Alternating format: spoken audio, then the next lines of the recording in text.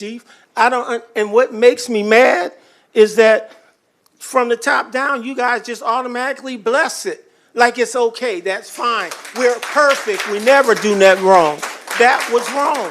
And you guys need to learn to admit stuff. You need to learn to admit when you see something like that and call it wrong. Instead of calling it, this is how we train them and it's within our policy and training policy. Because it's not right. That is not right. That's horrible. Catch his daughter and do it to her. It's not right. And then I have to speak up now and act like this because we don't respect our citizens. We're going to let them come up one at a time, 5 minutes. Chair going to beat his thing and say 5 minutes, 5 minutes. And that's useless. We need to be serious about this sometime. And we need to take action and reforms of your department because this is not the first time that something like this happened. And I guess if she was dead, you probably say, oh, well, it was in the training and within our policy. We need to look at the policy. And I think it's wrong. That's why I don't attend these kind of meetings, because I already know he speaks through his media person when he releases something like this on the video, speaking on the video. So we are to believe that it accidentally got hit or turned off, the body camera. That's the position, correct? That's absolutely what happened. Can it be proven? I mean, you can look at the body-worn camera footage, and as it stops at the very end, you see an elbow placed against the body-worn camera, which the button's right below the camera. Was and that elbow released? is placed, yes, on the video. Did you see all that? Because every time we think we got an answer and the chair says, well, we're going to request the vice chair said, we're going to request the footage. And we're going to take a good look at it, and she's a good-hearted person. She says, well, we're going to meet. But then this comes out, and I'm like, I'm not meeting if they already got their mind made up that he's done nothing wrong on something so obvious that's wrong. I think the mayor and you should be held accountable if y'all believe that. Thank you, Mr. Chair. Thank you. Alderwoman Purchase. Thank you, Chair. So following up behind Alderman Williams. Can y'all hear me? Tony gonna kill you. Can you hear me now? Okay. I said following up behind Alderman Williams, the first question I wanted to ask you, and I had to write my questions down, just as a female, the first thing I thought about was how come a female officer wasn't called to the scene to handle a female? Now, wait, before. I can't hear what you're saying, I'm sorry. I'm sorry, before you answer that, obviously he was the officer to approach the situation, but when I see an officer sitting on top of a female, I think that it is restraint right there while he's calling for backup. And just learning the education, was there a message sent that we need a female officer to be out here? Because as you're arresting someone, as you're arresting a female, I'm for sure that we need to search them. So wouldn't it be a female officer to do that as well? Yes, it would be a female officer to search a female if we had one available. That is protocol, that is policy. When he was trying to get her arms over to her, what would be her left side, his right, that's when he held the one arm, reached up and got onto his microphone for his radio in order to request backup. And he requested backup, emergency backup. He didn't request a particular officer. He just needed somebody there now, as there was 3 additional subjects walking up on him from his rear. But yes, to your point, once we are secure in an incident like that, we would request a female. And in that particular incident, we had a female meet the officer at the jail to do the search. Okay, so I think too, Chief, me and you gonna we gonna agree to disagree, that I still think even before the officer took off with her because of that it should have been a female officer that should have came to the scene too as well. And I understand Alderman Williams' frustration too, because me and Alderman Gregory just met with you all right before this meeting and watched the full body camera footage from every angle and different officers. The optics just suck for you guys right now. For the cameras to turn off when an innocent bystander is driving by and they can pick up what we should have picked up So we could have saw it from your angle as an officer, what took place as well. Imagine if somebody didn't have that camera there. Sure. I agree with you. I wish the camera worked the entire time. Unfortunately, we don't. Guys. Unfortunately, we don't do this in a static environment, so things are going to happen in a dynamic and rapidly evolving situation like that. And I also want you to explain again, I heard a little bit of it when you were just talking to Alderman Williams, but even before council started, you all asked my opinion, and I said, as a female, watching a male hit a female in the face with his fist, what was other ways of de-escalating to get her attention to comply with him? Well, it's a situation where he's by himself in a confrontation with the female, right? And then she's requesting 3 additional people to stop, get out of the car, and help get him off of her. And so at that point, he decided to go from what we consider Sean, I can't. what we consider soft empty hand control to hard empty hand control, which is a strike. He could have tased her, but he didn't, and I'm glad he didn't, because that's another level of force up from hard empty hand control. So I think. Everybody, excuse me. Look, the only reason I'm hitting this and trying to keep everybody quiet so they can hear each other. That's it. Everybody's signed up to speak. We're gonna hear you. Hey, I hear you. I'm with you. But we got to be able to hear. And I think this is important, you all, to hear with the questions that I'm asking, because as you know, too, again, when you come up and you speak, we're not going to speak back, and there's not going to be engaging back and forth. So I want you all to also be educated as I'm being educated on how things work, too, moving forward, and what we can do to help build this relationship back up, because right now I could tell you it's just really off left. I think that there's going to be some community conversations, and this is no surprise. I said it to you, and I said it to Assistant Chief Leach, that at this point, I feel like it's our job to bring some meetings forward to, I don't know if you all remember when they said when you get pulled over, you put your hands on the steering wheel and you don't move. You have to just basically not do anything for some of these areas to be justified. So I think I want to get to my last point with you is just for educational purposes too.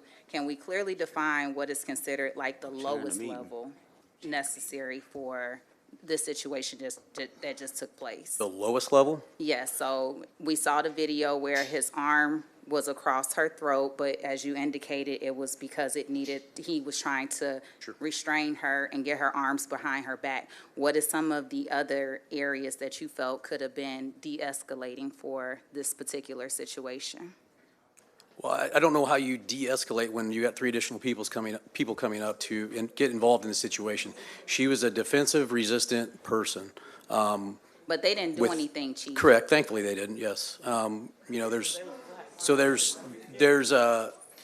can use, it's a 1+1 theory, which is in our policy, right? Which means if she's a defensive, resistant person, we can go to intermediate weapons. So we could have tased her from the get-go or used OC spray or a baton. Now, that we started 2 levels below that with soft empty hand control. Soft empty hand control is defined as wrist locks, joint manipulations, pressure points, things of that nature. 1 level up from that is hard empty hand control, and that is defined as strikes, whether it's with a fist, whether it's a knee strike, a kick, something like that. So he started at soft empty hand control and then needed to get her into custody as the people were walking up, used hard empty hand control, and then went back down to soft empty hand control once she was on her stomach and he had her hands behind her back. And my final statement and question is, how do we help educate? And I'm being real careful because obviously we saw what happened when I just brought up a normal situation, a request for a video, the people that attack and call you out your name. How do we move forward in order for our community, and I'm speaking specifically for the Black community? How do we move forward to be educated on what is you all's role and what is our role? And it's common sense to know we're not supposed to fight back with the police. We're not supposed to run from the police. But again, she was being restrained. She was going to be arrested. This just is not sitting well. And the optics of it is not, there's no explanation for it. And how do you move forward from that with the community? Well, I think we can have some conversations about, the law and you. It's something that we've done in the past with the Frontiers and some other additional groups in the city. I think there's an opportunity for us to put together a program to get into maybe the school district through the driver's education classes. And as these folks are learning to drive, have a conversation about, what this looks like with the police. That's been suggested from many community groups. And matter of fact, just recently, in the last couple of days, that was a suggestion to me from a local community group is, hey, this would be a good idea and an opportunity, or get into the schools and just generally have a conversation about what does this look like when interacting with the police. Okay, Chair, just one last thing. Sure. I wouldn't say that our caucus has been taking our time to approach this situation, and it just sucks that timing is of essence now. So you've had people come up here weekly to talk about, help me out, the police reform. Police Review Commission. The Police Review Commission, having those steps put in place so that we can have those mechanisms for accountability, transparency, and just equal fair treatment. So I think now is the time to really move that forward, and we're going to take it upon ourselves. The three of us as the Springfield Automatic Black Caucus, we're going to request for you all to come, and we're going to do a meeting.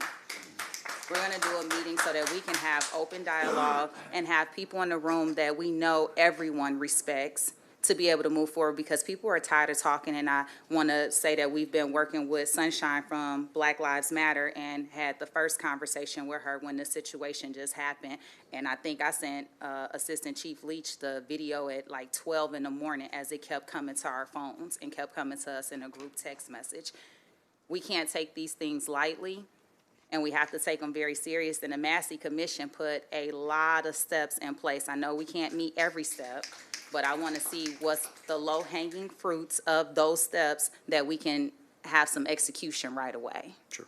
So we're going to just be prepared, because we are going to put something together. And we want to have the community there, and we want to see those steps, and we want to have timelines. Sometimes my colleagues, they used to laugh when I just asked, what's the future forecast? What is those benchmarks? When can we expect these things? We want to have some dates in place this time. Thank you, Chair. Thank you. Alderwoman Notriano. Thank you, Chair. Nocariano. And Alderwoman Purchase, I look forward to seeing those suggestions and supporting that. So aside from my other questions, whenever you were answering Alderwoman Purchase's questions, you said something that set off my radar. You said that there were 3 subjects. Okay, so all of us saw those people as bystanders, members of the community. For you to call them subjects, like that right there is the seed, the root of the problem.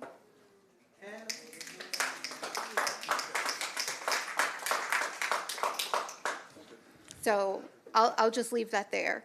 And I have some questions. I watched the video, but I don't know if I fully understood.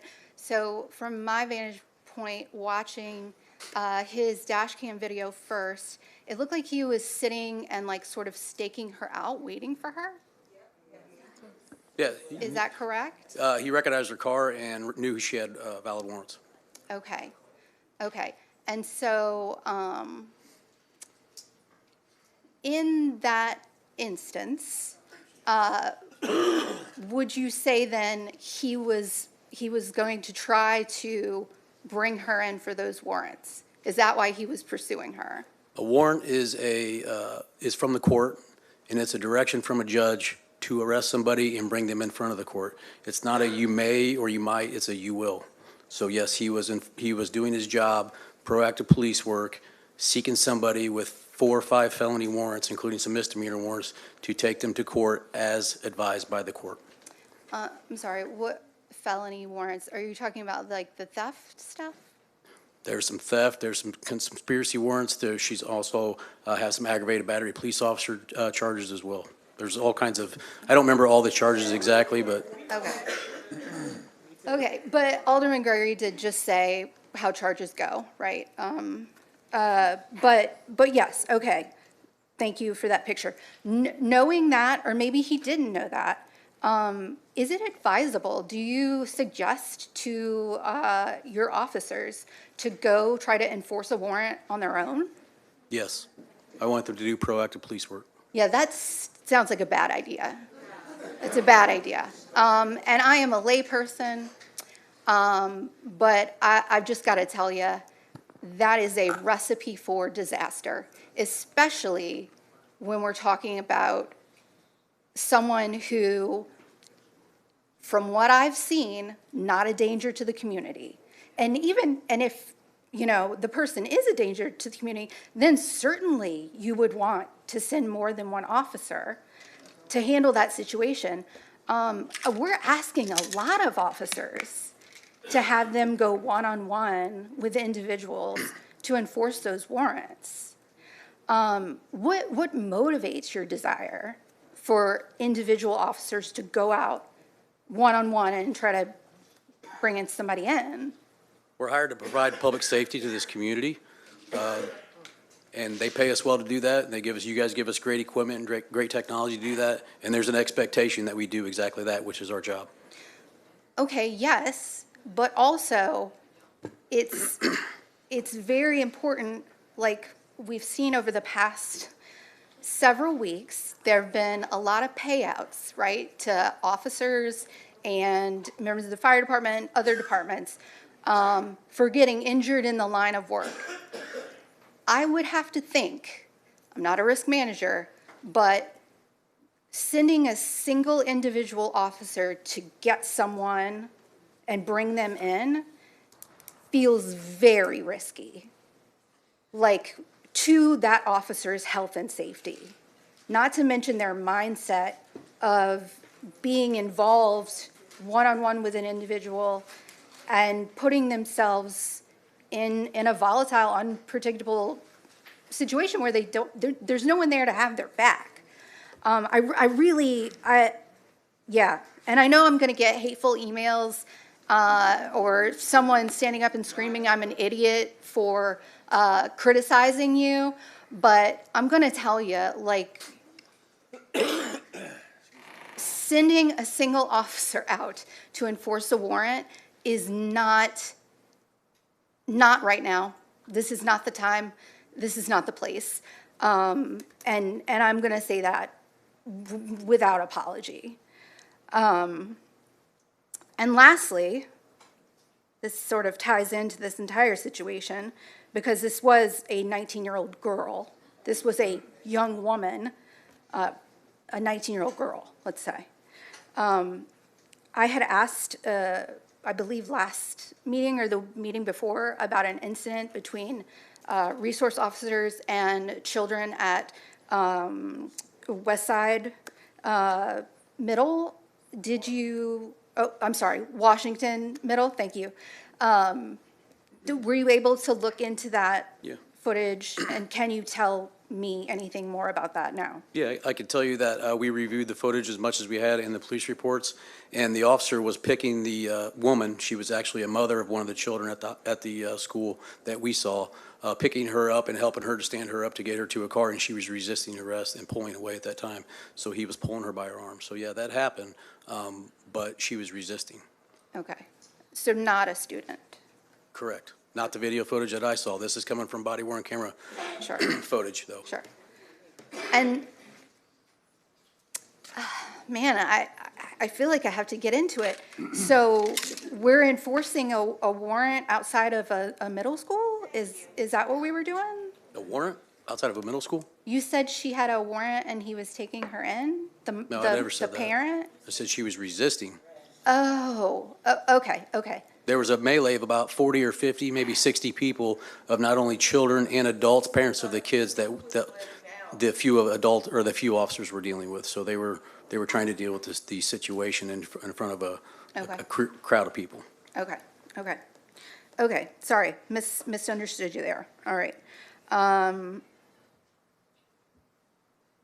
Yeah, I just have to go back to saying, in sending a single officer to pick somebody up, and high-speed chases for bank robbers and things of this nature.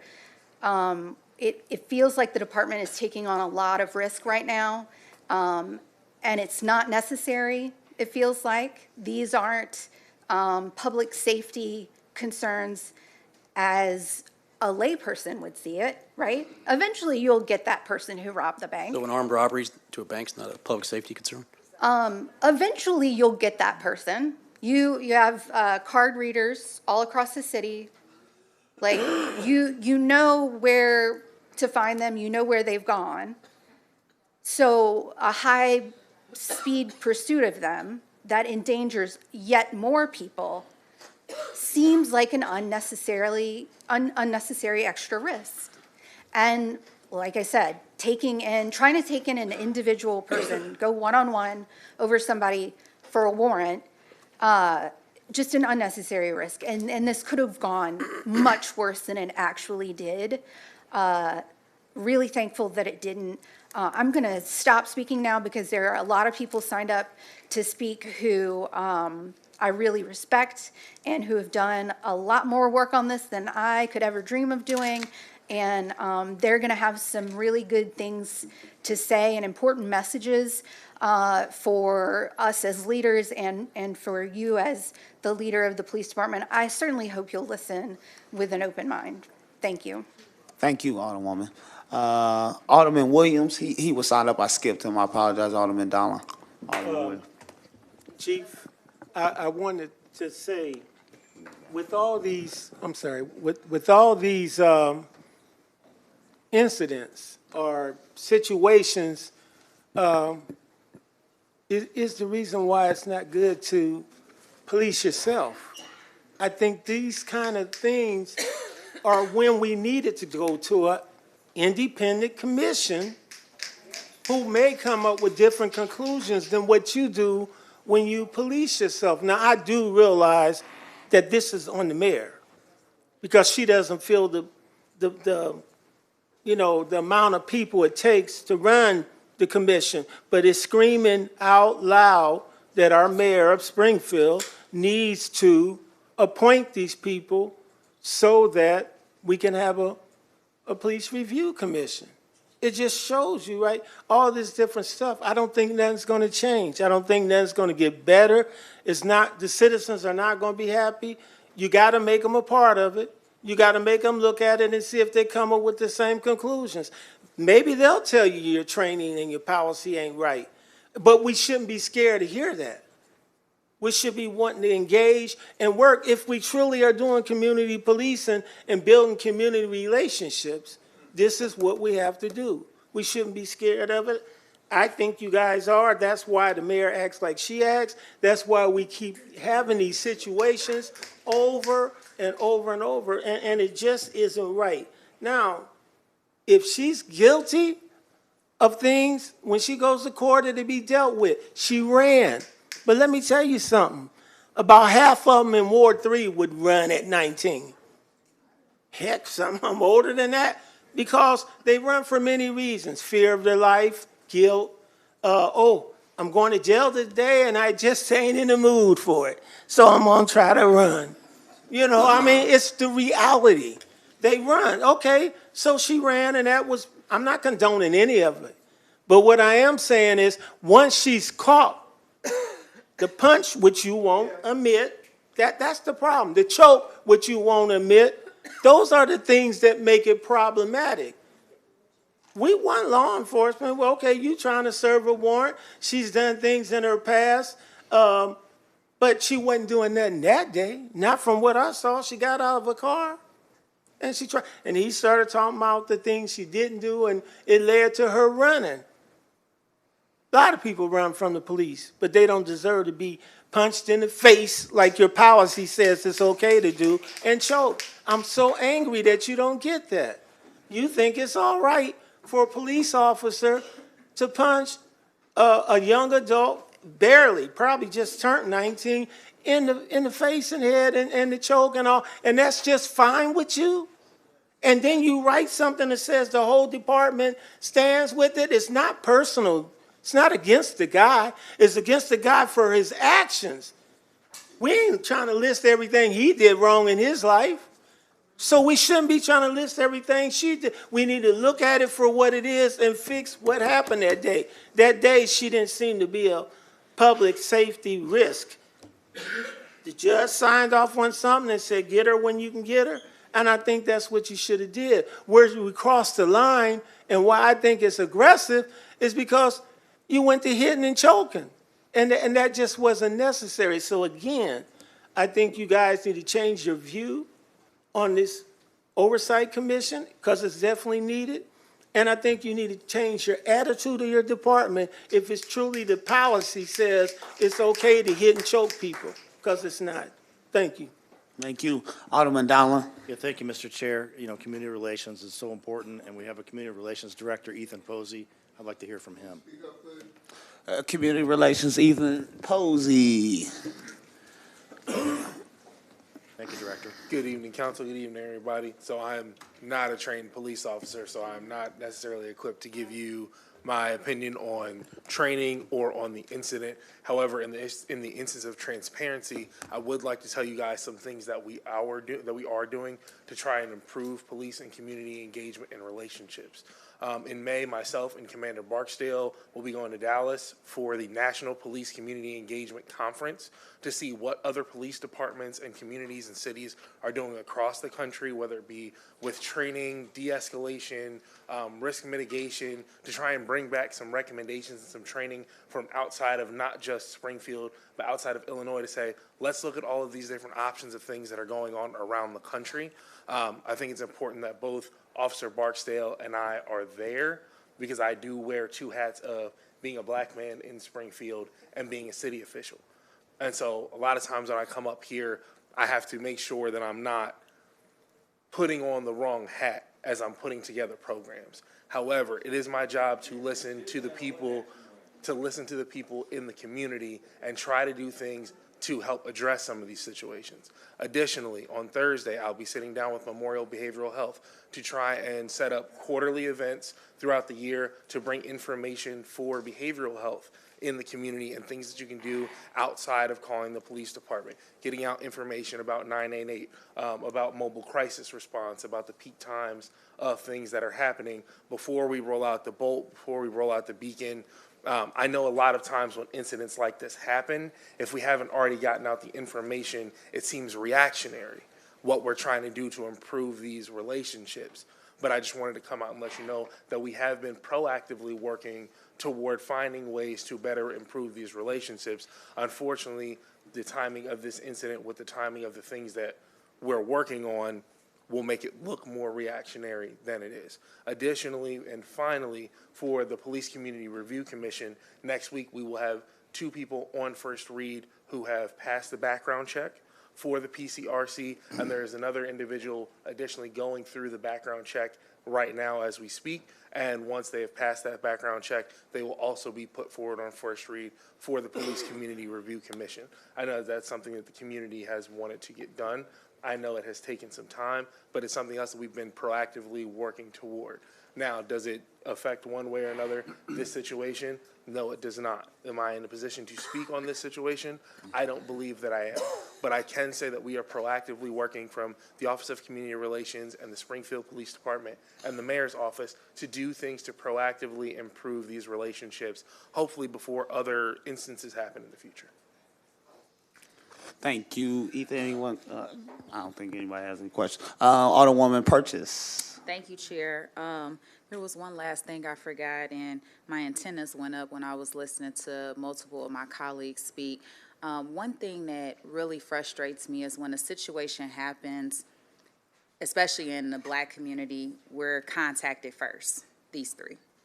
And it took for Monday for a statement to come out. And I think this happened on Thursday.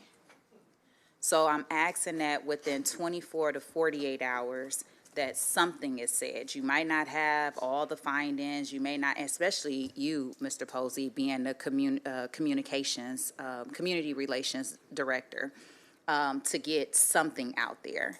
Because it puts us in a tough space when people are contacting us as the representatives of our wards and asking us, what do you know? And we're saying, well, we finding it out when y'all send it to us. So you got to give me a minute to contact leadership and see what's going on and then be able to say something. So I think that that would be really important. It would be transparent, and I think people would appreciate having somewhat of information to say, we understand what's going on, we're looking into it, or this is our findings, this is what we came up with, we're having a further investigation. I just think something needs to be said, because sometimes when you're quiet and you're silent for a little too long, it gets worse. Right, and I And I don't know if that's your role or that's supposed to be chief role. You It's just not, up here but at the time. It's something that I would be happy to sit down with the command staff and the mayor's office and any city council members and discuss better ways for us to get that information out and be more transparent. There's never been a time where I've sat down with Chief Beal or anyone in the command staff and they've been in opposition to any ways that we've worked on to improve the relationships, and I'm sure they'd be happy to have those conversations. Well, I'm just telling you before I'm done, that's my request. I'm asking that something comes out within 24 to 48 hours. Something that took place on a Thursday shouldn't wait till Monday. Absolutely. Thank you. Chair, I have a Thank you. question. One So, question for. Hold on one second. Okay, Alderwoman Notrana, because Williams, you off? Are you done? I was just wondering, Director, the background checks, can you elaborate on that?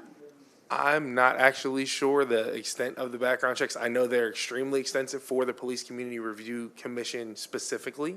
They're not the same as what goes on with every other commission, but in order to be appointed to the commission, you do have to pass a background check prior to be putting on first read. Okay, I don't know that that sits super well with me. That we wouldn't be listening to voices of justice-impacted individuals on our Police Review Commission. Thank you. Thank you. Alderwoman Conley.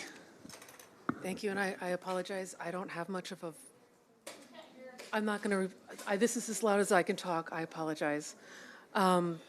So I'm not going to repeat anything. I appreciate the discussion tonight. Just one quick question. Does that mean that the Police Review Commission will have a quorum once we get these people seated? Yes, it will. So it currently has enough members for a quorum. However, if one member is not present, it does Right. not. This will eliminate that issue, and there's going to be another quarterly meeting in May. It was going to be in April, but there was a scheduling conflict for the chair of the board, so it has been moved to May, so that way we can get those first-time commissioners there. Lieutenant Joe Phillips from Internal Affairs will be coming to give an update on investigations and things that are going on. So this should eliminate the problem of not having a quorum, barring some kind of, sickness or incident where multiple members won't be there unexpectedly. Chairman Mark Bell and I communicate pretty frequently and very honestly, so if there's a scheduling conflict, we're usually able to get on top of it. So I feel this will eliminate that issue. Thank you, and thank you for anticipating my next question about the next meeting. So what, do you have a date for that yet? Is it the 21st of May? Yes, the 21st of May Okay, thank you very much. Thank you, at Chair. 7 p.m. Thank you. Thank you. So I'll finish up. I don't think it's any more, but I'll speak to the Police Review Commission. I had, we've been having some discussions, both things that we can do, Police Review Commission-wise, from a city council standpoint, and some things that's going to have to be negotiated in the contract, okay? I think it's really, really important for this review commission to operate independently. I know that Chief Bill, lets your office handle the Police Review Commission and stuff like that. And we want to develop policies. Like right now, there's some changes in ordinance, right? I've been here before. Police review reform in 2020, George Floyd. We put in some language, young rookie did. But the goal was all complaints went to the Police Review Commission, but we said may instead of shall. So that's one of the things that we have to change, that all complaints go over to that board. Now, those who make that board, you're gonna have to ready to work, right? So we'll probably look at some funding mechanism, making like one of our normal boards and stuff like that, and really do this thing. And another thing that we're looking at is within that is, at times, there's lieutenants called to the scene and stuff, and that information needs to be given to that resident, to that community member, so they know the proper avenues to make sure that those complaints get filed. You know, there's different laws and things like there's a stop receipt law, state law, that every time you stop, you're supposed to get a receipt. We don't do that all the time, but we want to start seeing some of those things. So we're working very, very hard on trying to really make some headway, because a lot of these things that we want to see in policing wise and how we use use of force and de-escalation is going to have to be some things that we're going to have to work out with the union. He's in the back, he's listening, and we're going to have to be asking our mayor to do it. And I will say, you know, last but not least, it's really important. Most of us have spoke, but Alderman Carlson, Alderman Rockford, Alderman Cox, I think it's important for your constituents to hear how you feel about this situation that has played out in our community, because ultimately, we're going to have to come back and vote on some things to make our community better. Alderman, if I may, one thing. Sure. I would be happy to do is, seeing as how the next PCRC meeting will be on May 21st, and this National Police Community Engagement Conference is literally the weekend following that. It's to get recommendations from the new commissioners and current commissioners, as well as bring back recommendations from this conference. And I'd be happy to sit down with SPD and City Council to say, these are some of the things that we found, and see which suggestions that you like, which recommendations that you like, put together a presentation based on all the information that we've gathered, so that way you guys can make the most informed decision as city council members and voters. I just think the only problem that I have with that is that whatever recommendations that we get, that it has to be independent. Like there's going to be some things that our police is not going to like, our police department is not going to like, or possibly might like. I don't know. There's going to be some things that the union is not going to like, and we're going to have to get to a happy medium to move the ball forward, if possible. But some of the things that the community wants to see done are not things that we can execute on the city council point, other than passing a resolution asking the mayor to work these things in the next contract. I think that next contract is coming up, and we're going to try to straighten out this board so it's functional and operational, and no one person can stop it. So thank you. Any other conversations? Anyone? All right. Ready? Yes, sir. Robert Williams. I think he just left. My boy, Robert. Louise Hale. Louise Hale. Louise Hale? She's coming. Okay. Yes, ma'am. Yes, ma'am.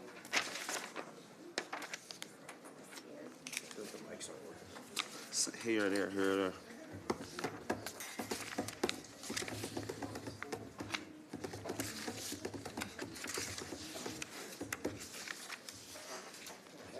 Hello. First of all, I just want to let you know that I retired from SIU, and I was the only. Ma'am, pull the microphone down so we can hear you. I was the only Latino nurse ever employed there for 25 years, and still am. But anyway, this is my problem. I'm having issues with my shared driveway. I have pictures. I have written documents. I have gone through the police, and the police told me like 2 months ago they were going to put some kind of cameras. Never happened. I have gone through senior citizens. I have asked, well, last Sunday it came down to the point where these people are saying we're 27 and we can whoop your whatever. And you know what? I'm 66 and proud of it. And you know what, though? I'm not out to fight nobody. I'm out to fight the world to make it right. And this really bothers me that I can't get somebody to sign off or look at the papers that are legal. I only have 5 minutes. You all right? Okay. You all right? Here's all the, I apologize. Here's the rest of it. And this is a paper when I went back to the judge and said my neighbor was not still, she's renting the home next to me, and she was not abiding by the law on the papers there. And the judge told me, and you can read it on there, with all my notebook of papers, she told me, she said, if you come back here again, I'll countercharge you and you'll be in trouble. It's on the yellow paper I'm passing around there. So I just want you to know, what do I do? Who protects me? Yes, ma'am. Because when the police came over, they just said, well, this is domestic. Well, no, until someone, like, beats me up or something, I guess. So I need to find out who is there to make those papers, legal papers. And I'm right there with you. I wish I could help you guys out with like a Latino voice on your committees because I'm the one that got the union in at SIU. Yes, ma'am. So I am a go-getter, but just help, please. I can't use my ramp. I have to take a wagon out in the street to bring my food up. So if you would just look at that stuff and let me know if you guys can help me. Yes, ma'am. I will pass along this information to your alderperson, and we will try to help coordinate and see what we can do. Normally, sometimes situations like this between property owner and property owner is a civil situation from my experience, but we will try and do anything we can to come to some type of resolve, okay? I appreciate that. Those papers, though, are the only ones I have. Can I make copies? Sure. Yes, Okay. ma'am. I have them here. Actually, I'm being tardy. Yeah. Okay. We'll bring them out to you. I apologize for interrupting this more important situation going on here. No, ma'am, you got 5 minutes to speak, and you're fine. And I just want to say thank you for listening, and I hope something can help me resolve. No, So I thank you. can have my ramp and a peaceful retirement and die nice. Yes, ma'am, we got you. We got you. Robert Williams.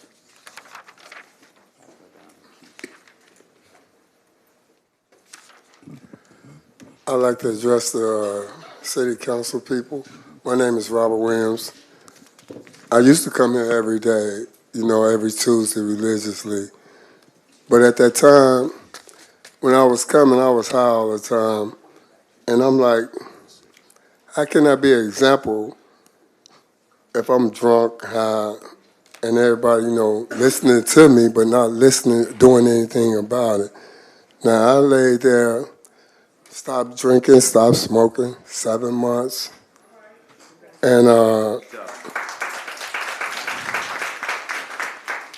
I'm glad, because now I have visions, and I hope that the people that I do surround myself with keep me in a positive view, standing. And I want to state for the record, what is Alderman? Address the chair, Robert. No, Miss Conley. She was speaking on something 2 weeks ago I understand. about this homeless situation with this abandoned house and a neighbor. Yes, sir. Well, my friend, she been stalked for 8 years, and ain't nobody done nothing. She done called the police and everything. They come with the video cam, but they don't take no fingerprints. They ask us, do we see him? We don't see him all the time, but we hear him. We know who he is, and we tell them this. And they still not doing nothing. Well, she got to die? Or what, I got to go out, get out my trick bag, go back to my old ways, and take law in my own hand? This is why I stopped getting high. And because I feel like, the system's supposed to work for you. Y'all talk about this second chance citizen. Well, hell, I haven't seen nothing. I completed the program, did what the judge asked me to do, and I'm still not getting what I got coming. They said when I completed the program, they was going to help me get a place to stay. Well, I was staying with a friend who needed my help, and because of me, she's still alive. But every time the police come, all they do, when she asks them to go up to the attic, all they do is take the flashlight and shine it up there. You can't see between these slants. If you don't go up there, you can't see what I see. It's cigarette butts in her house in the attic. Where they come from? It's burnt up paper in her attic. Where it come from? It's fingerprints on a window on the outside of the door. They took pictures of this, but ain't nobody take the fingerprints. I mean, you could literally see the person's fingerprint palm by the window trying to get in, or probably have got in. One day, I have a cat, and she laid there. The police came to the crib. They asked me, "Is it all right to let your cat out?" I said, "Yeah, she know where she going. You know, she know her way home." And I was laying there washing dishes after they left. My cat meow, so I go to the back door, but it ain't no cat. Go back to doing the dishes. Go to the front. I hear the meow. Ain't no cat. So I'm back washing dishes. Hear meow again. So I tune in. My cat is in the basement. How the hell you get in the basement? You see what I'm saying? They let you outside. But what I don't understand is that ain't nobody doing nothing. She had a leaky gas leak. They turned her gas off, but the landlord, he didn't do nothing. He didn't turn it back on. He didn't took her money. Now she want to move because he ain't doing nothing, and the police ain't doing nothing. So I'm asking y'all, and this Alderman, Miss Conley, she was speaking on that, about her tenants being afraid of they people living next door. Well, I'm not afraid. If I catch him before the police, you can give his soul to God because his ass is mine. Right. Simple as that, you know. Because I see y'all ain't doing nothing, you know, and that's real talk, you know. But like I said, I appreciate y'all giving me this time, and I'm going to keep doing what I do. And for the record, I'm single, want to mingle. It's Adam and Eve, not Adam and Steve. Hey, Robert. On a serious note, though, bro, I'm proud of you. Keep that same mindset as far as not drinking and keeping your mind clean. Because hear me out. Because when I seen you and when I walked in the Capitol, man, and I seen you lobbying for yourself and lobbying for others, bro, it was special. And you had a different bounce to you. Keep that bounce, bro. We'll look into, is this address? Okay. We'll look into the issues and stuff and try to fix them, but keep that bounce, man. All right? All right, bro. Robert Frazier. Kenneth Pesha. Man. Double side these, I can't keep up. I know, right?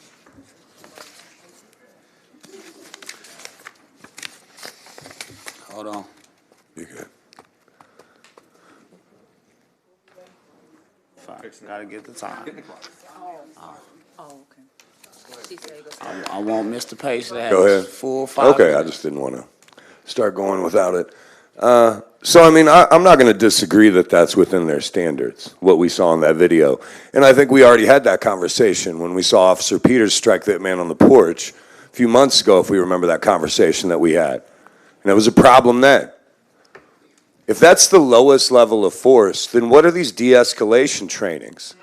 Look, I worked in retail for years. If I encounter shoplifters that are stealing tens of thousands of dollars, I'm not even allowed to say anything, right?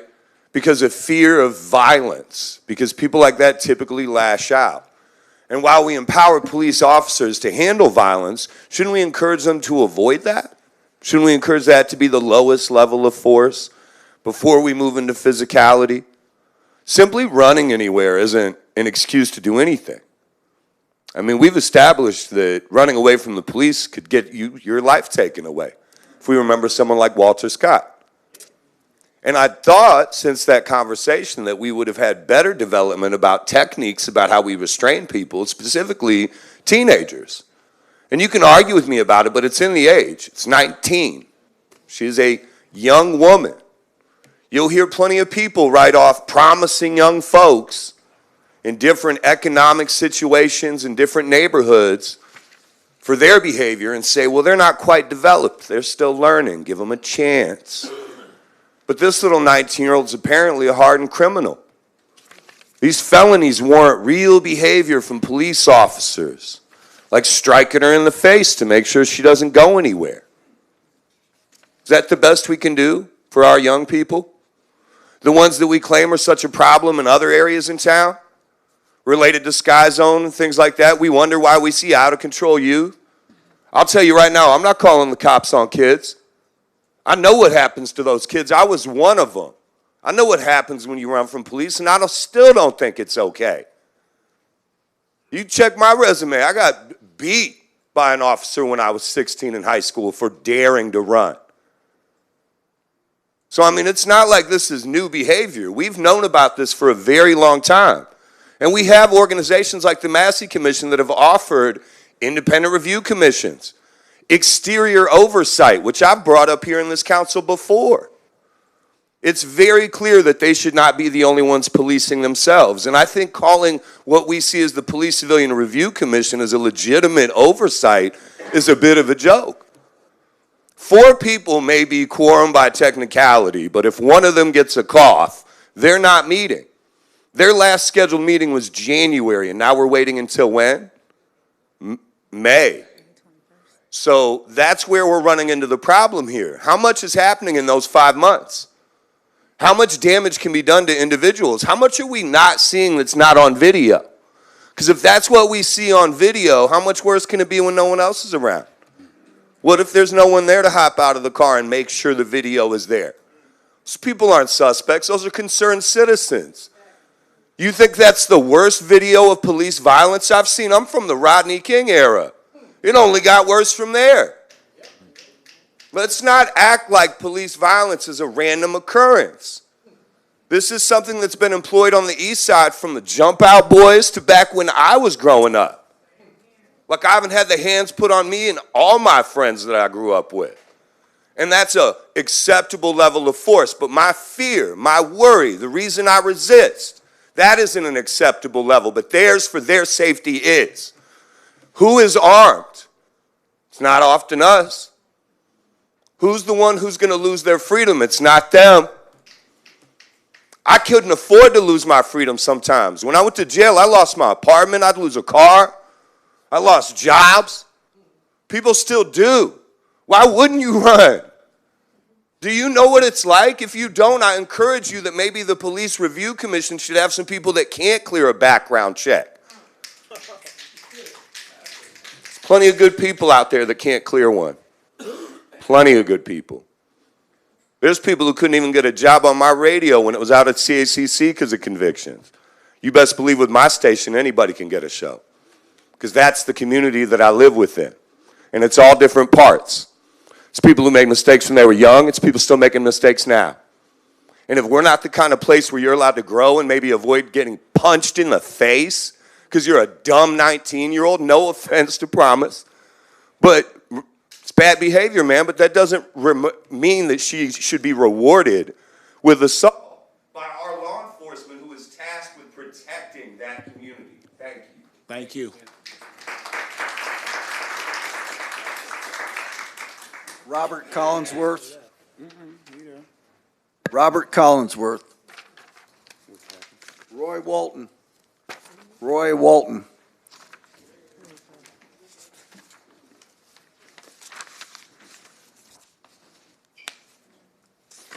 Can y'all hear me?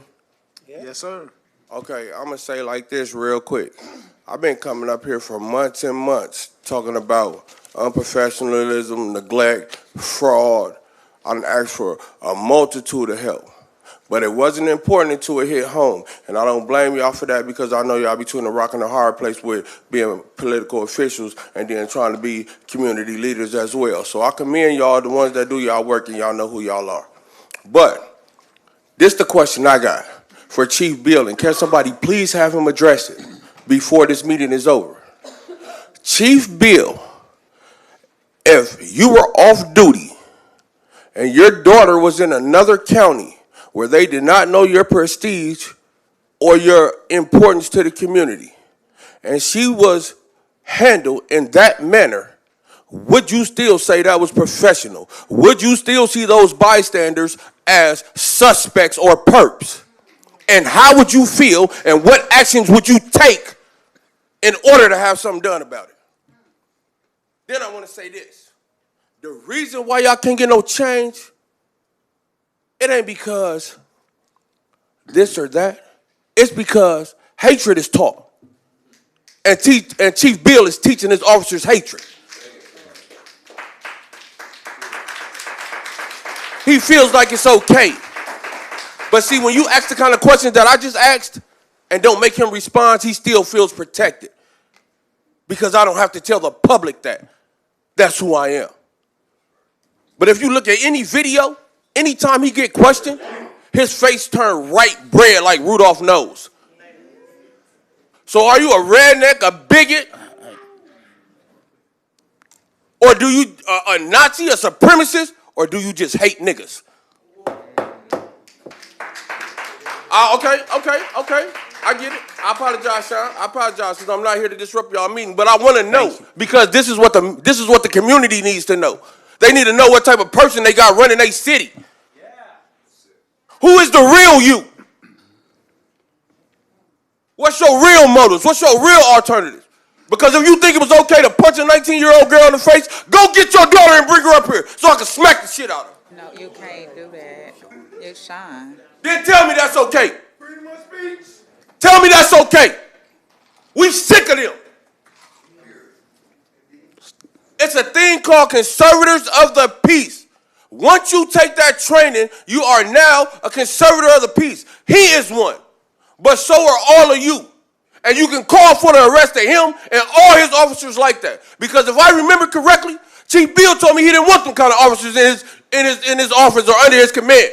But you want them. We sick of them. Freedom of speech. And we begging and asking and praying for somebody to do something about it before we suffer the consequences for standing up for ourselves. Something need to be done. I've been saying this for I don't know how long. They let old ladies get ran over and don't want to read the reports. They ain't looking at the cameras. When he did his action against Tierra, he altered the videos.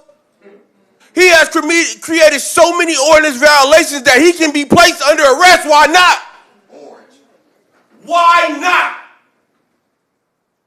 He ain't no different than us. He a crook, a criminal, however y'all look at us. He a suspect. He the perp.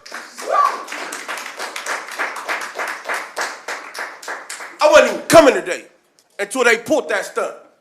Because like I tell them every time I come up here, I know I got it coming because y'all don't like me. I know y'all gonna retaliate, but guess what? I ain't scared of y'all. And somebody need to say it. Y'all know what? I'm gonna get off y'all stand. Come out here. Skylar Willis. Skylar Willis. Tribal rights. Tribal sovereignty. Seriously.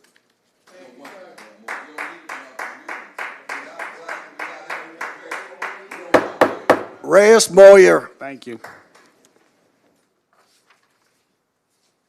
Before I begin, were you able to get the pictures I sent in? I don't know. Yes, I responded. Oh, okay. Sorry. Is it okay if I speak? Sure. Yes. I did respond and let you know to have them printed out, and then I would hand them out. Okay, I understand. It happens. It was on short notice. All right. Ladies and gentlemen, let me begin today with a reminder of what excessive force is. Legally, it refers to use of force beyond what a reasonable officer uses to question or apprehend a person. In layman's terms, unnecessary violence a police officer commits is unlawful. That's why our police chief claims vehemently it was necessary. They may be held liable while using excessive force while making an arrest, among other things, but arrest is what's important for today. Now, this is no trial, but in the court of public opinion, everyone gets to be the jury, and that's why I'm here today, to shed light on wrongdoing for the men and women of my community. I believe by the time I'm done, you will at least agree that this deserves some kind of investigation, if not full punitive action. Now, I was able to track down the video a bystander recorded. Your department states she elbowed his body cam and it turned off, conveniently right before he punched her. I have taken the time to gather images so that we can understand exactly what happened. Unfortunately, I was unable to put them together in time, so instead I will now give you a verbal summary of what happened. You see her hand raised, pleading him to stop after he hits her. His hand appears to still be raised. I can only imagine what would have happened if there wasn't a good Samaritan recording this. In the video, you can audibly hear him hit her. How hard did he hit her so that someone in their car recording with their phone could hear it from that far away? Right after the officer hits her in the face, the bystander approaches and exercises their First Amendment rights, which probably saved this poor woman from more harm. However, not just content to simply sit on her torso, the officer leans forward and places his forearm on her neck. You can even see in the subtitles of the video, she is verbally indicating she is not resisting before this. What does our brave boy in blue do? He continues to visit violence upon a defenseless woman, of course. She rolls over so his arm can't be on her neck. You can see him continuing to mount her and push her down. He begins to place her arms behind her back while continuing to put his body weight on her. You can see him forcing her arms together, almost above the elbow. Combined with the weight he was putting on her earlier, a stress position such as this one is capable of causing permanent damage.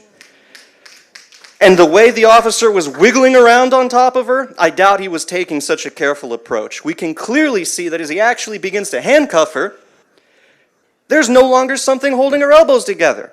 Why didn't he just grab her arm and place the cuffs on one hand and then do the next hand? Why was it necessary to force this poor woman's elbows together and potentially cause permanent damage when you already have her arms behind her back? Even so, there is a particular image of this seared into my mind, as I imagine it has been stuck in other community members' heads as well. The image of a police officer holding a black woman on the ground, fist raised, punching that woman in the face as she begs him not to perform violence upon her. The evidence, I feel, speaks for itself. But let me ask you one simple question. Is punching someone you are arresting and holding on the ground standard operating procedure for the Springfield Police Department? In your statement, you stated he didn't break department policy. Why is punching someone in the face you are holding on the ground department policy? Why is that policy? But that's not all. The Springfield Police Department has a history of excessive force. In addition to Officer Walter here, I'm sure you all remember Sean Grayson. In case you have forgotten, approximately 2 years ago, Grayson shot a black woman, Sonia Massey, in her own home. She called 911 for help, and he shot her 3 times in the face while she was completely unarmed. When his partner said he was getting the trauma kit, Grayson chuckled and said that she was shot in the head so she wouldn't be needing it. Sean Grayson was a bad apple, but seeing this happening now, it makes your entire department look like one bad bunch. At the end of the day, the thing that made Sean Grayson shoot that defenseless woman is the same thing that made this officer attack this woman. They think they can because of white supremacy. I call it how I see it. Apparently, your department is okay with hiring officers who have multiple DUIs and have been fired 6 times in 1 year. If you don't like how that sounds, or you don't like me calling your entire apartment one bad bunch, perhaps you should do something about the people who seem to love harming innocent, defenseless black women. Well, how long is it going to take? How many more innocent people have to be hurt simply because you don't care enough to fire or even not hire a white supremacist in the first place? And it wouldn't even matter if she was guilty because everyone deserves the same protections, the same justice under the law. I'm going to close out my argument with a quote from the Bible. Genesis 4, chapter 7. If you do what is right, will you not be accepted? But if you do not do what is right, sin is crouching at your door. It desires to have you, but you must rule over it. Today, that sin is white supremacy. I rest my case. Thank you. Jordan Shaw.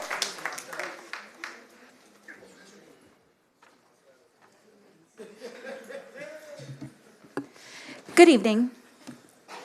My name is Jordan Shaw, and I'm here mainly as a citizen, although I also volunteer throughout the community, more specifically Intricate Minds, and also as a pro bono notary. I have seen both the body cam footage as well as the bystander footage, not suspect footage, bystander footage, and it is very disgusting to say that I'm not surprised that this is still happening, especially considering the horrific incidents that happened when Sonia Massey was murdered. I'm not surprised that Springfield Police Department has learned nothing and just keeps continue to do what they want to do, especially considering, I'll give Chief Bill this, he said point blank yes when asked if punching somebody in the face was considered protocol. I'll give him that. He was at least honest. I have yet to see them be honest more often than not. So I'll give him that. But that's pretty horrifying that it's procedure.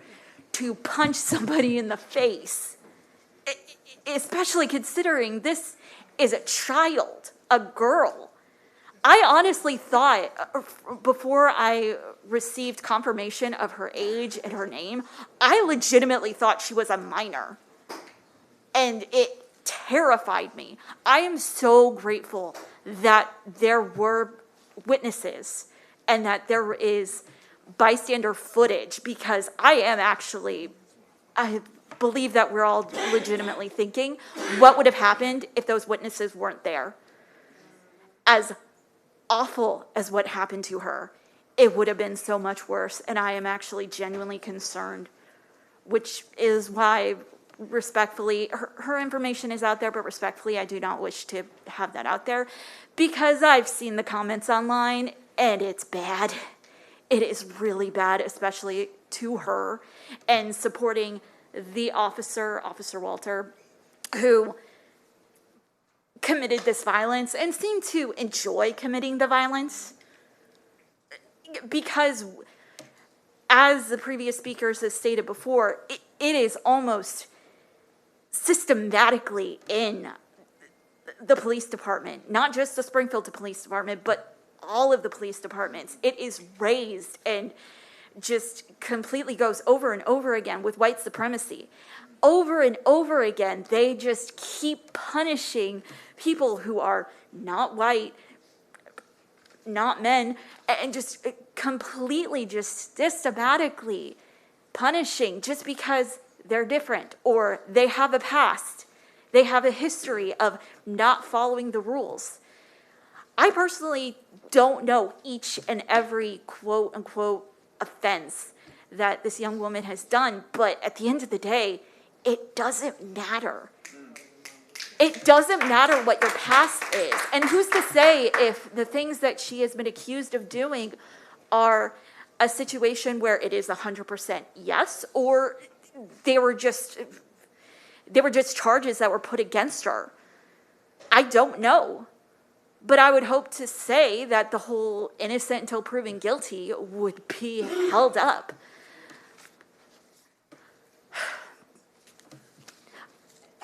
I do hope that eventually the Springfield Police Department, along with other police departments, would eventually respect what the Massey Commission has worked on all this time and look at the 26 calls to action. It's not just an optional list of, oh, maybe we'll do this, maybe we won't.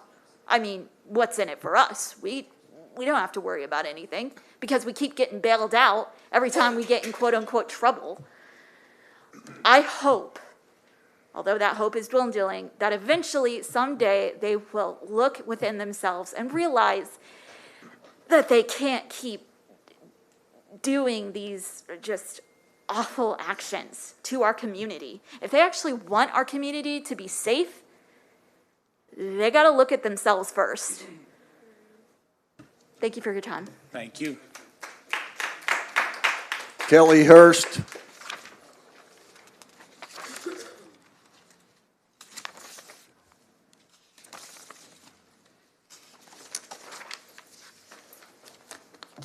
Good evening. My name is Dr. Kelly Hurst. I stand before you as a professor, an advocate, a citizen, and a community member, a mother to many and grandmother to many more. And tonight I am here in the role of the former managing director of the Massey Commission. There is something that we say in both the medical community and the anti-racist community, and it is diagnosis determines treatment. If we misname this problem, then we will misapply the solution. So let's be clear about the diagnosis. This moment did not come out of nowhere. This community has already experienced harm, gathered in grief, and done the work to respond. We didn't just protest, we built. We came together, residents, experts, institutions, and created 26 calls to action designed to ensure dignity, safety, and accountability.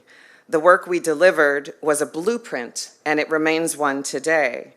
Not much unlike what Alderperson Notoriano mentioned earlier about a lack of plans. This isn't about a lack of plans. We actually have a plan. And yet, here we are again. A young black girl punched in the face by a police officer. She did not deserve that. There is no version of public safety that makes that acceptable. And when this happens, the question often becomes, but what happened before? But if our diagnosis begins with justification, we will never arrive at accountability, because diagnosis determines treatment. And the correct diagnosis here is not confusion. It is not a lack of ideas. It is a failure to implement what is already known. Because when solutions already exist and are not applied, these moments are not isolated. They are predictable, and they are preventable. The NAACP has even outlined some principles for police accountability, and yes, there are questions about how those are implemented or measured. But we don't need to wait for perfect principles in order to act, because in this community, we built 26 calls to action. So the question is not what framework to use. The question is, why are the ones we already have not being applied? The county asked this community to do something, and we did. We showed up for a year, over a year. We listened, we learned, and we built something together. We produced and published a report. The patterns of harm were named, the consequences of inaction were made clear, and the next steps were not left undefined. They are the calls to action.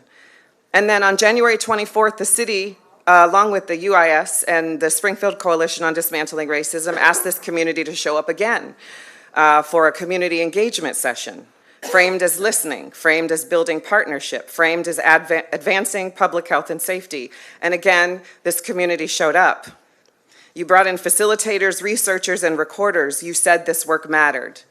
Where is the follow-through or updates to that work? Where is the report? What are the outcomes? What are the next steps? Because when a community shows up in good faith and nothing comes back, that is not engagement. That is extraction. And we have to be honest about what that means, because extraction has a long history in this country. It has asked communities, predominantly Black communities, to give their time, their truth, their lived experience, and then denies them any power in return. And what we are seeing here is not disconnected from that history. It is a continuation of it. The May 21st meeting that Mr. Posey mentioned is not even on the website for the city. It's not listed. There's no communication. How would anyone have known that there were even things being done for that? You ask this community to show up, and we do. We come ready to speak, to name what safety looks like, and tell you. We carried that into those rooms on behalf of the public. What has followed has not been clear. So again, we return to this pattern.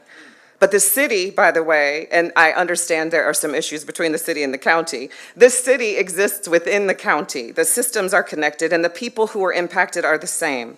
Harm does not stop at jurisdictional lines, and accountability does not get to be optional because of them. When issues of race arise with great pain, as we've witnessed by a harmed community, discomfort cannot be our reason for disengagement. Choosing not to engage is not neutrality. It is a decision, and the community pays attention to that. Call to Action 13 establishes a coordinated police accountability and transparency framework between the City of Springfield and Sangamon County, with automatic case review, clear timelines for reporting, decertification, public dashboards, and coordinated oversight. This is not abstract, this is actionable, and it is already written. So tonight I'm asking you for three things: a full commitment to implement the calls to action, a public report on the January 24th community engagement session, the establishment of a standing community police accountability structure, because if we continue this pattern, we should not be surprised when rooms like this continue to fill. But it doesn't have to be this way. I invite you to the table. I invite you to help make Springfield a community for everyone. I invite you to meet this community where it is. I invite you to engage with the calls to action and pass motions on them and begin that work. I invite you to sit with the community and ask what these calls look like in real life. Kindly, RSVP. Thank you. Michelle Hine Cruz. Maybelline.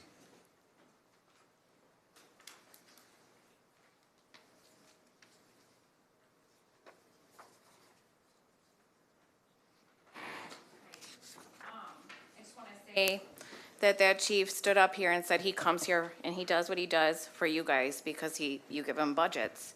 You fund them. All of you. One person voted not to give them a giant weapon. Stop funding them. Stop. or at least demand more. I don't know. Racism is the #1 problem in this country. It is the very root of violence and poverty. It is the cause. It is the reason that unarmed people of color can be murdered by police and civilians. We live in a country that is founded on the enslavement of black and brown bodies. The system of slavery created systemic racism that is so embedded into American culture, reinforced through city zoning plans, schools, parks, most importantly, the American justice system. Through history, we can see the over-imprisonment and breaking up of black and brown families. Black men going to prison for walking on the wrong side of the sidewalk, using a fountain. Laws such as black codes, which separated black and brown folks from white folks, set forth propaganda that is embedded in the minds of white American today, those police officers. We see it in policing. Police officers still profile black and brown people. Has anything really changed? My son's caretaker, her brother gets talked to every day when he's skating with his friends, walking up and down the block on summer days. He does not have a record. He doesn't do anything. He's a young black man. That's what he does. When racism shows up in policing, how is anyone, especially people of color, supposed to feel safe? I don't, and I'm white, and I'm a woman. When my son's brown mom was driving me to school one night so I could put lesson plans on the desk for a sub, the next day we were pulled over. I was laying down in the passenger seat sick. From the window, you could not really get a good view of me. The officer came over, shined his light directly in her face, spoke to her in such a tone as to say, "Who are you? Are you illegal? What are you doing here?" Oh, I know. I sat up knowing what my whiteness would do. I knew. I used it so I could just say, "Hey, sir, she's just giving me a ride so I can put my lesson plans on my desk." His tone changed completely. Ask me how many times that's happened. Some of you have met my son. You see what a sweet young boy he is. Do you know what a retired state police officer said to him? He put his hat on him, laughed at 1 year old, and said he looks like a little gangbanger, and laughed and thought that was fucking funny. That is disgusting to me. And that man actually somewhat loves my son. Imagine that police officer in the streets and look around. That is the same attitude carrying into policing with these officers. Help me understand how Officer Walters conducted a proper arrest. Help me understand how saying, "Put your fucking hands behind your back" is part of de-escalation. Help me understand why there is no female officer present or at least standing next to him. Something. Help me understand why a 200-pound plus male needs to sit on top of a young woman in such a way that I'm sure every single female in this room felt activated feelings of assault. And finally, help me understand how this body camera so conveniently turns off when he hits her, which you clearly see. Was his explanation just accepted, and I'm supposed to really just accept that? This council needs to stop approving money, weapons, equipment, and mandate all police officers to go to anti-racism training, de-escalation, and crisis management training. There should be no budgetary increases, no more funding. This training needs to be ongoing. Police officers need to understand how their biases show up in their policing. Priorities need to be made clear. De-escalation over physical intervention always. They need to learn how trauma impacts behavior. As a teacher, I can't talk to my students the way he talked to that young woman. My students come from all walks of life. Some carry so much trauma and scars, I don't even know how they get dressed. Students can spit, throw things, hit, all of it. I do not use excessive force. It is never met like that, and if I did, I would be told to leave, or at least be put on investigation.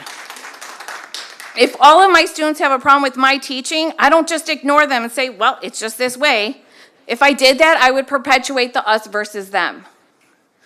The mentality and that type of training needs to go. Police officers are supposed to be guardians, yet if one of them showed up at my house unannounced, I wouldn't answer the door. What does that say about our police system? Shouldn't I gladly welcome them into my home? Shouldn't that be the attitude? If your community, the community that you serve, is asking for a meeting, then that meeting needs to be a priority. If your community tells you, "Hey, your policing is excessive, racist, abused with power," then you need to listen and do something about that. Listen to what your community runs. Listen to what we are asking for. Valerie Broadwick.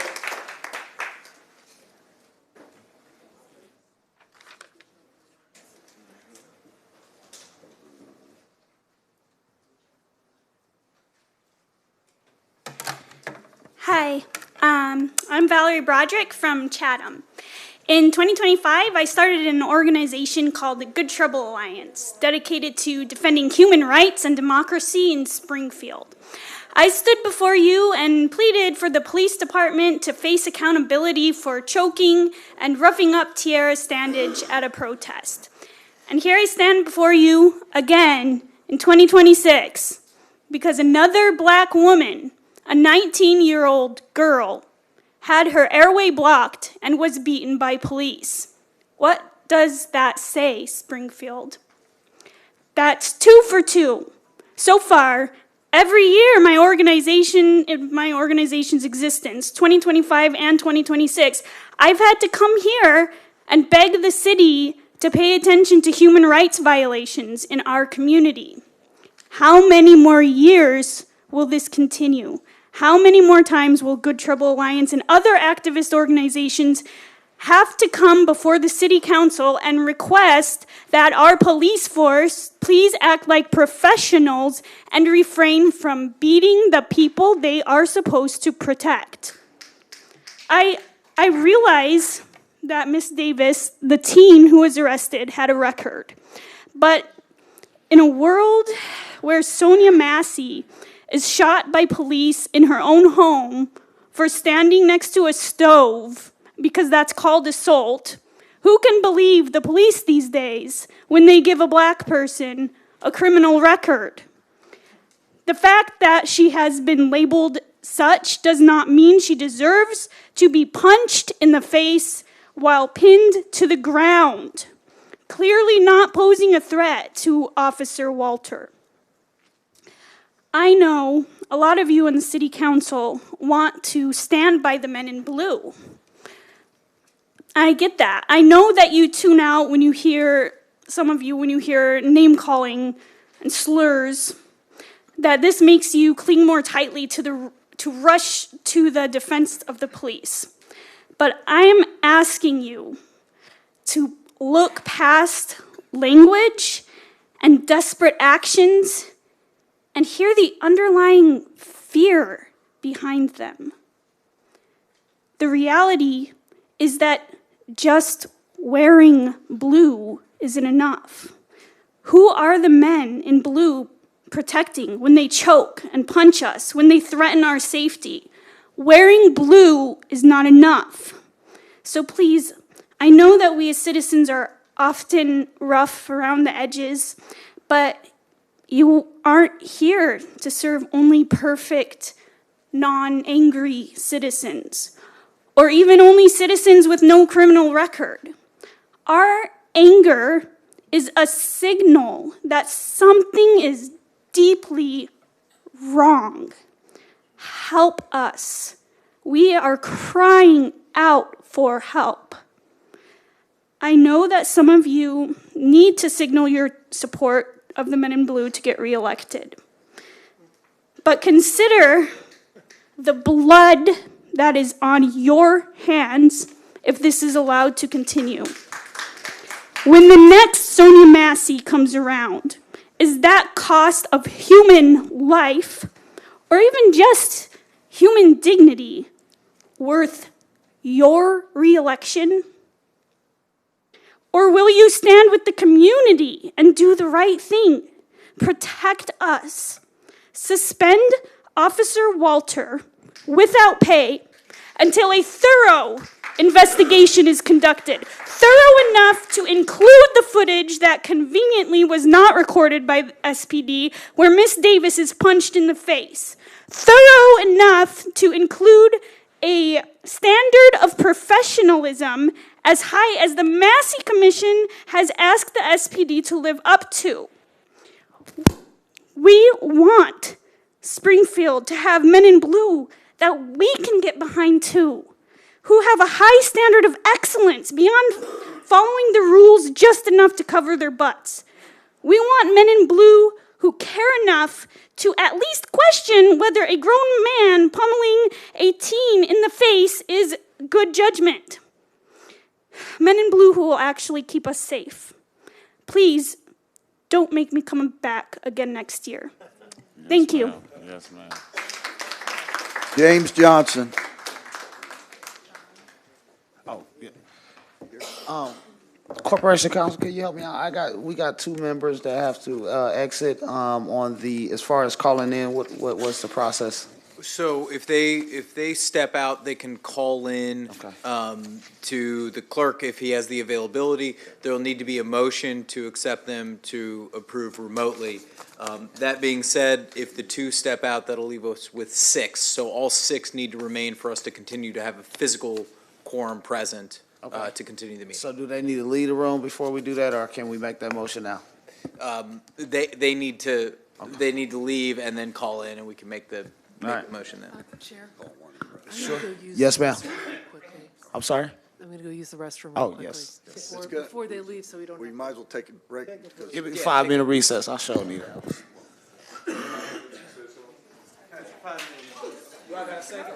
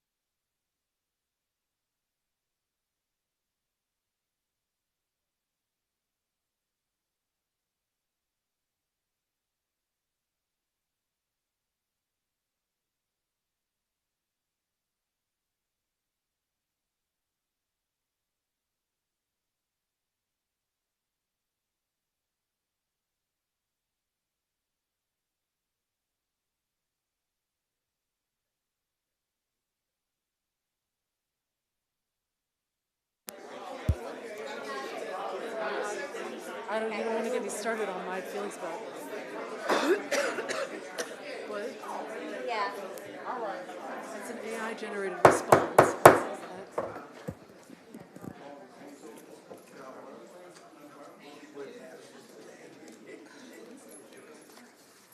You got enough. Larry's coming in. I want to say this. Yes. Okay. Alrighty. 1 second.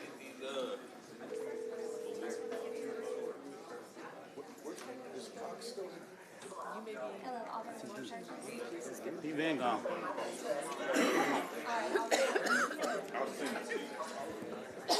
Take any more cough drops you've got. I've got. All right. Is she with you? Motion. I need some more water.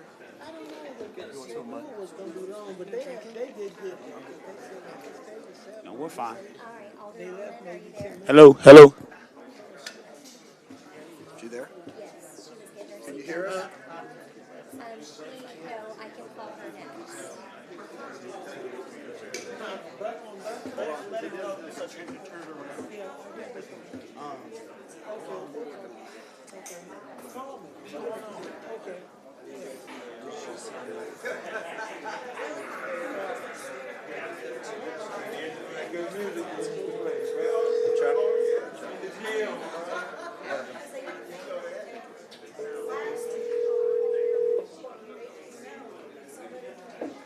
Hello, hello. If you don't answer, we're just gonna have to go to one.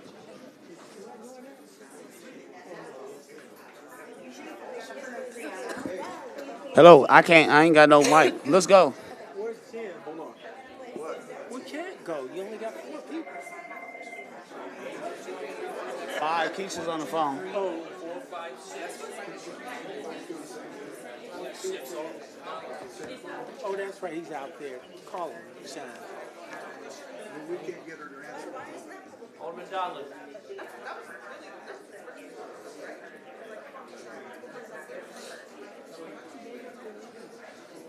Hello. We still need. Can't you guys listen to the same phone?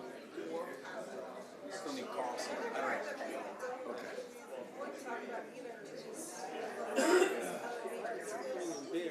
We can't get, we're having trouble getting Mitriano on the phone. If we're on, she can't.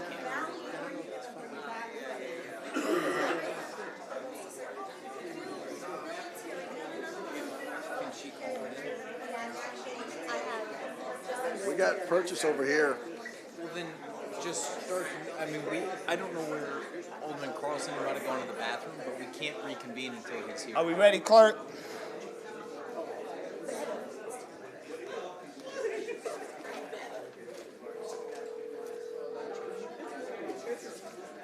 Is there?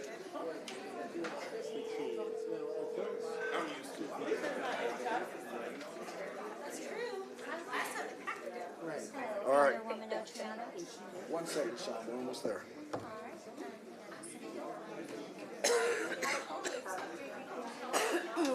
Just get started.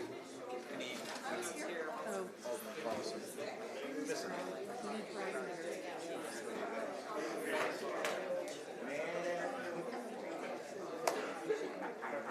All right.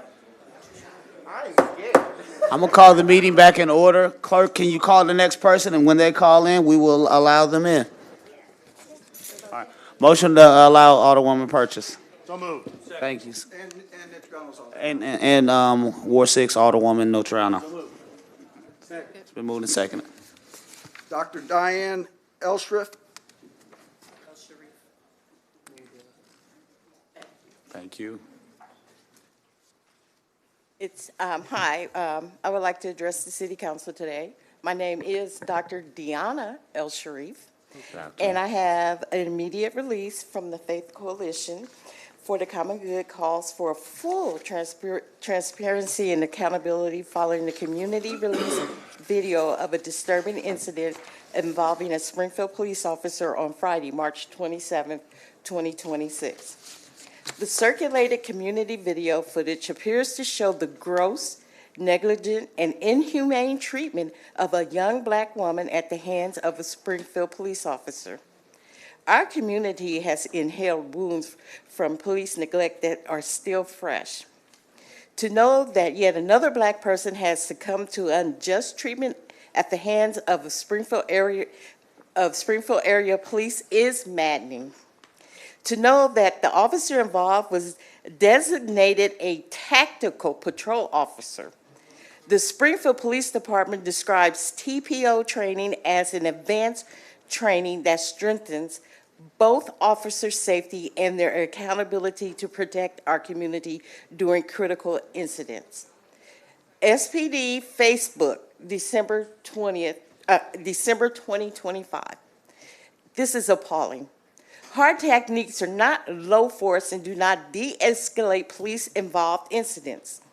We stand in solidarity with the Springfield community in demanding a community meeting with the Springfield Police Department chief, his executive staff, and the president of the police union.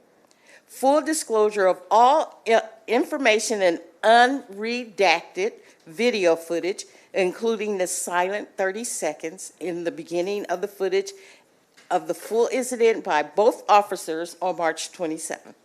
Acknowledgement from the city of Springfield and its elected and appointed officials that gross neglect and inhumane treatment will not be tolerated by the Springfield Police Department. That hard technique is not low force and does not de-escalate police-involved incidents. Public-facing database for misconduct such as falsifying reports, according to the written policies of the police department. Just because someone wears a badge does not mean that they're above the law or beyond responsibility for harm. We will continue to hold the city of Springfield to full transparency and accountability for true community healing. While sitting there thinking, I said he was stalking her because he knew she had a warrant. But if he knew he was going to pick her up on a warrant, why didn't he have a female officer with him at that time? He knew. Why did he ask her name when he knew who she was? He could have did it a lot peacefully. Hey, such, you have a warrant for your arrest. I'm going to take you to jail. That's all he had to do. Now, that last part is my personal, but thank you anyway. Yes, ma'am. Thank you so much, Doctor. Saute Massey.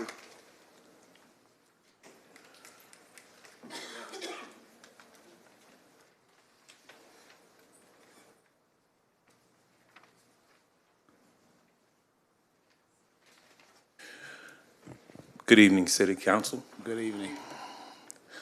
While I am a proponent of good and often firm when needed policing, I am disturbed by the physicality that took place on the video, particularly the moment that was caught by a bystander. What's even more disturbing is that this is a situation that could have escalated into something more deadly. And thank God that it didn't. I know all too well how an interaction between an officer and a civilian can have tragic results. I will echo the sentiment of my peers who have come forward to speak about the escalated tactics of this officer. I certainly don't want to diminish what officers go through every day, but we are dealing specifically with a sharp escalation that resulted in a perceived elbow or fist to a young lady's face and is unacceptable. I cannot be more clear that the fear that I saw in this young lady's eyes is familiar to me, and a stark reminder of how any police officers are perceived in our Black and brown communities, intentional or not.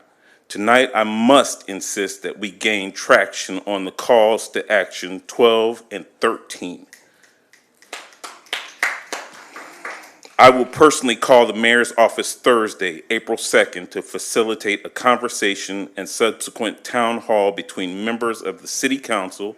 And I'm not sure how quorum works and how that will play out on this. The former Massey Commission and soon-to-be new entity, staff and members, the Purple Coalition, the Faith Coalition of the Common Good, and several other community and professional organizations yet to be named in our community and our community members. If we don't take action right now, the dialogue between our elected officials, our policing community, and our citizens will grow and eventually produce another incident. We can ill afford to merely produce statements when the optics of another young black woman having a newsworthy incident with a police officer has gathered us here again. The time is now to do something to work and fix this. Thank you. Thank you. Salem King.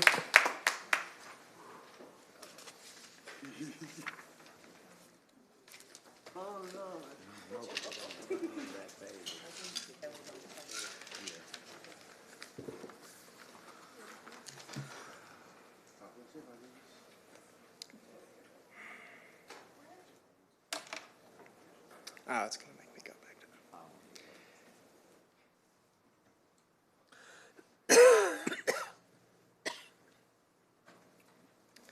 There we are.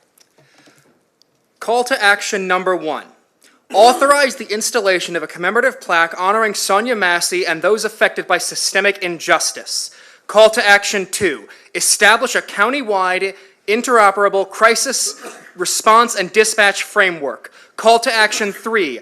Establish a pilot program to expand crisis responder qualifications and integrate individuals with lived experiences into behavioral health response systems. Call to action 4. Establish enhanced law enforcement vetting and hiring standards. Call to action 5. Establish countywide psychological evaluation standards for first responders.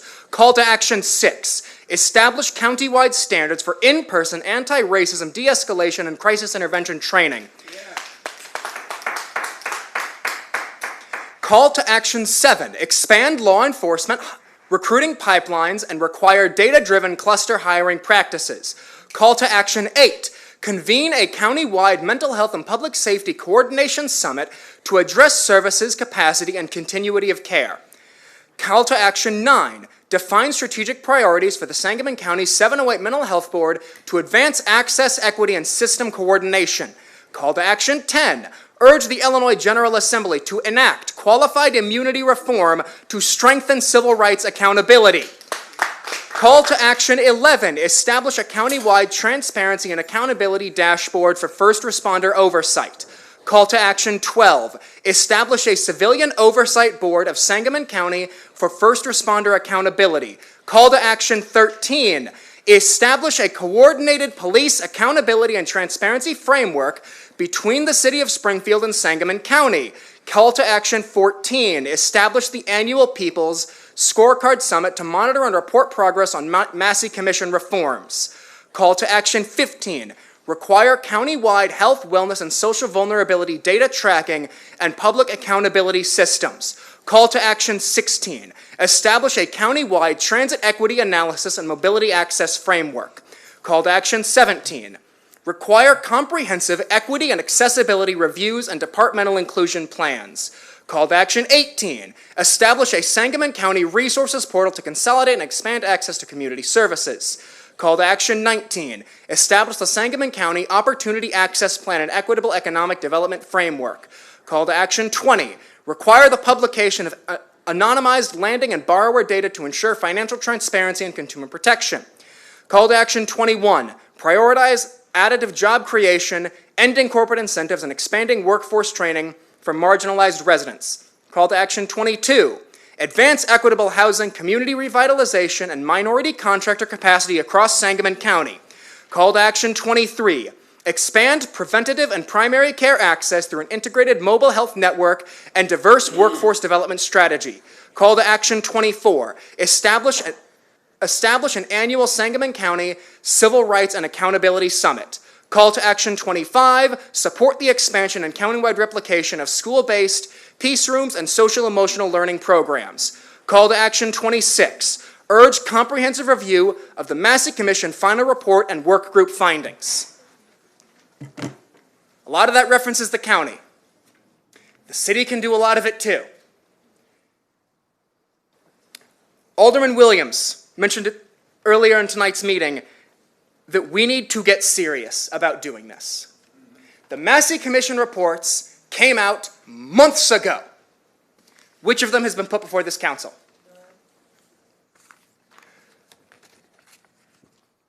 I am encouraged by the desire for the community groups to meet with the police.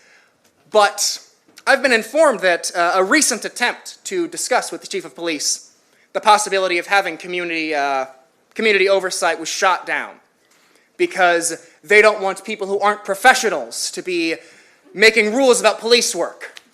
And I'll admit, I'm not a law enforcement professional. I've also never punched a woman in the head. So I think their professionalism is no longer a factor of relevance. The community does not just need to meet with the police. The community needs to bring the police to heel. This has gone on long enough, and we need to have meetings between the people on this council and the advocacy organizations within this community to get the Massey Commissions implemented into city ordinance. All 26 of them, no exceptions. Tara Standage. Tara.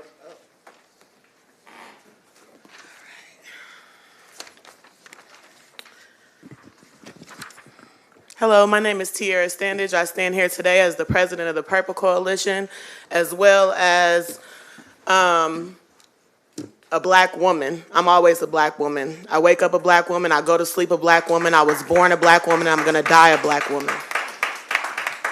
Today, I brought with me an open letter to Chief Bill. Chief Bill, since you have refused to meet with me personally or with any of the community organizations I am a part of, I am writing this open letter to address my growing concerns regarding your leadership of the Springfield Police Department. You have openly opposed the Massey Commission's calls to action, calls that come as a direct response to the brutal killing of Sonia Massey. Instead of acknowledging the pain and urgency behind those demands, you have attempted to distance yourself by stating that it was not your officers who killed her, as if that absolves your Department of Accountability despite the multitude of complaints that have been made against SPD.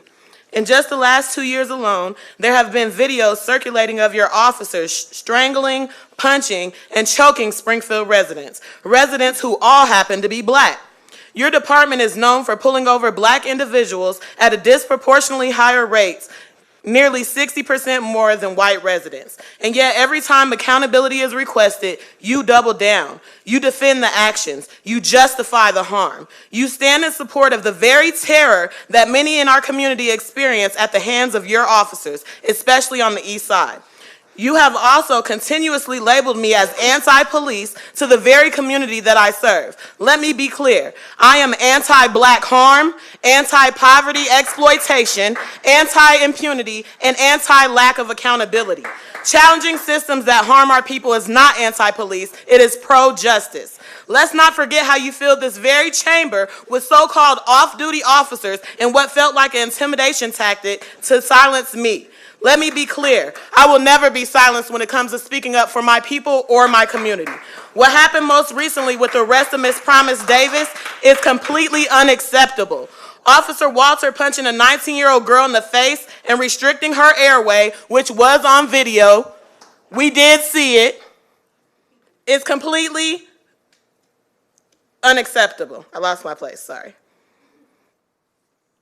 It is not only excessive, it is repulsive. Your statement referring to this as the lowest level of force possible is an outright lie. This is a blatant abuse of power. You stated that Officer Walter followed his training and established policy. That is deeply concerning. What kind of policy allows for this level of violence? Why do your policies appear to disable black youth? On September 4th, 2024, Carrington James was shot and paralyzed at the chicken shack. Although body camera footage was released, I have still not seen evidence of him shooting at the police. Upon learning that he was armed, the community fell silent.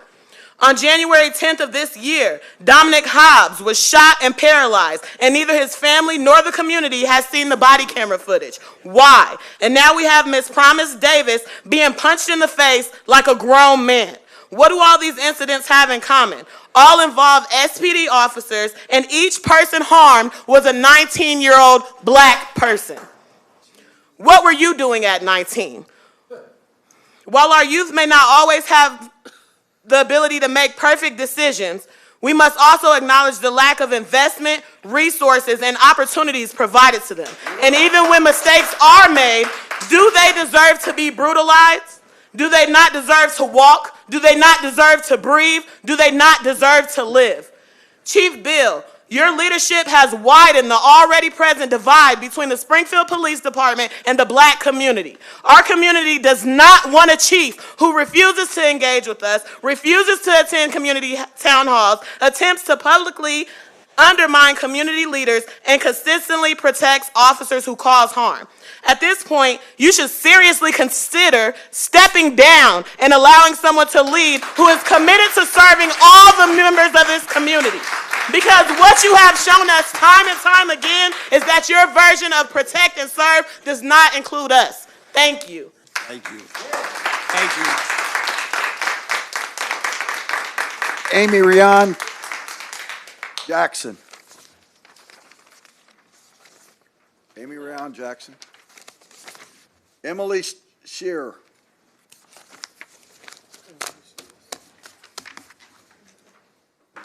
Good evening, Council. Good evening. I am here out of shame. Shame for myself that it took me so long to speak out, but ultimately I am ashamed every day that this is the city that I live in. A few days ago, Springfield officer Jacob Walters was recorded straddling an unarmed black teenager and punching her in the head. He earned his special designation of Tactical Patrol Officer as recently as 16 weeks ago. This program is designed to prepare officers for unexpected, high-risk, and rapidly evolving situations. You know, like when a black teenager has a warrant out for a retail theft. If Jacob Walters wasn't doing anything wrong, why did he stop beating her when somebody started recording? Why are our police officers held to a lower standard than any other position? Why aren't they embarrassed of that? Why are the women working the front desk at any urgent care clinic held to higher behavioral standards than those who take an oath to be stewards of the public trust? I voted for Mayor Busher. That's something I'm ashamed of. I'd like to remind the mayor that she ran on the platform of transparency, not stonewalling. Busher told us verbatim that she was the most open and transparent candidate and that she will not hide records, policies, procedures from the public. How's the Police Community Review Commission going? Have we gotten those vacancies filled? Remember when everyone from the Urban Forestry Commission resigned because our open and transparent mayor refused to meet with them ever? What about the Massey Commission's calls to action? We've made progress with the Mental Health Board referendum, but how do you plan to implement the other 25? Where are we on establishing actual standards for crisis intervention training? Where are we on the transparency and accountability dashboard? Where's the police accountability framework? How much more national attention does Springfield want to get for our well-documented cruelty towards black people? And again, I ask, why aren't you more ashamed about this? The community of Springfield is demanding change that our law enforcement and city leadership is clearly unable or unwilling to provide. Real leaders don't hide from their public, they serve them. Alderman Hanauer, Carlson, and Donnellan's terms will end in 2027, as will Mayor Busher's. I pressure the community to support new candidates who will not simply use their positions to benefit themselves or their husbands or to platform their repulsive ideologies. Governmental legitimacy and authority comes from the citizens, not from the officials. I urge the community to remember always that the people hold the power. Let's use the shame of this city's past to make the changes needed in 2027 to finally start moving forwards, not backwards. Power to the people, and Black Lives Matter. Thank you. Reggie Gotten. Excuse me, I gotta get the giggles out because, you know, if I don't laugh, I'm gonna get mad.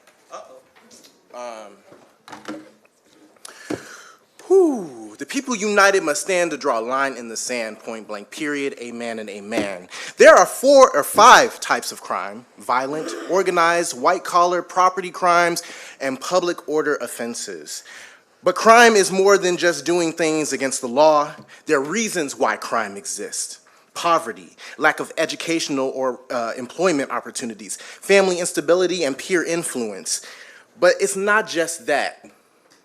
It's not just that, because we don't talk about what crime is when it comes from an organization. We don't talk about crime when it comes from a system of power that is negligent and refuses to acknowledge the people as people and protect them the way that they should. I spent several parts of my days trying to think about how I would address this council and even SPD. And I appreciate Chief Beal being here because, and I'm sorry if I said your name wrong, but you need to hear this. You need to face the public. You need to face the community that you have disenfranchised, belittled, disrespected, and harmed. SPD's Chief Beal himself states that the department is driven by the shared mission of protecting with courage, serving with compassion, and building lasting trust with the people we are sworn to protect. Have you done any of those things? But all you've done as of recently is terrorize the East Side while going on a media PR damage control campaign for the last 5 years at least.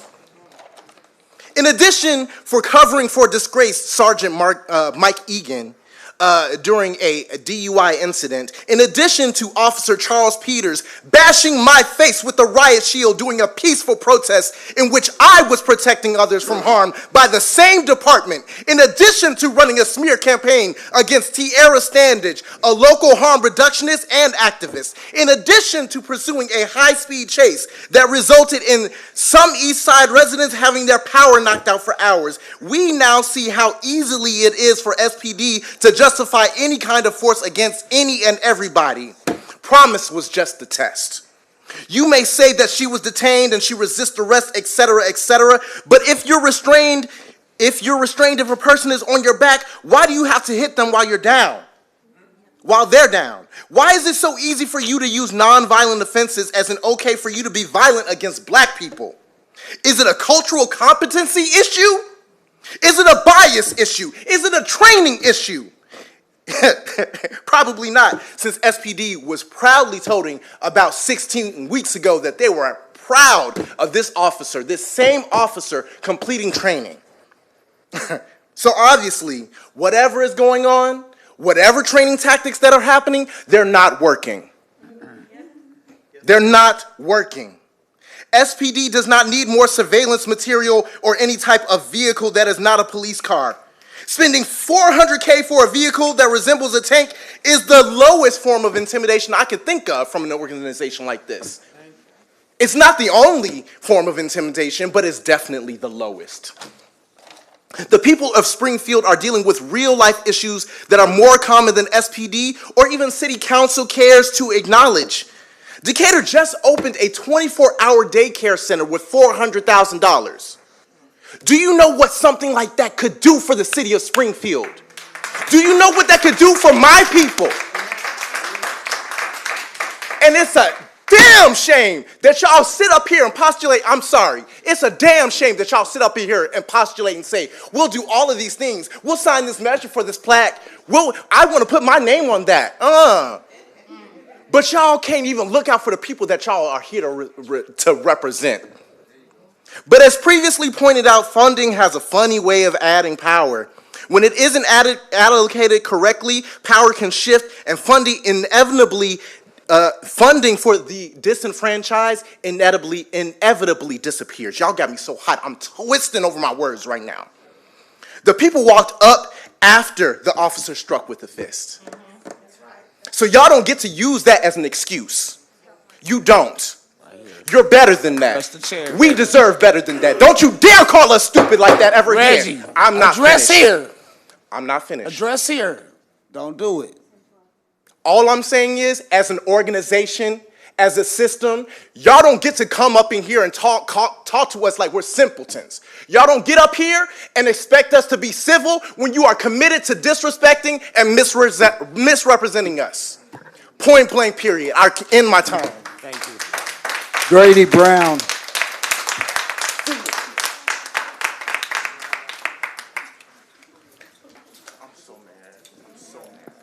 Good evening.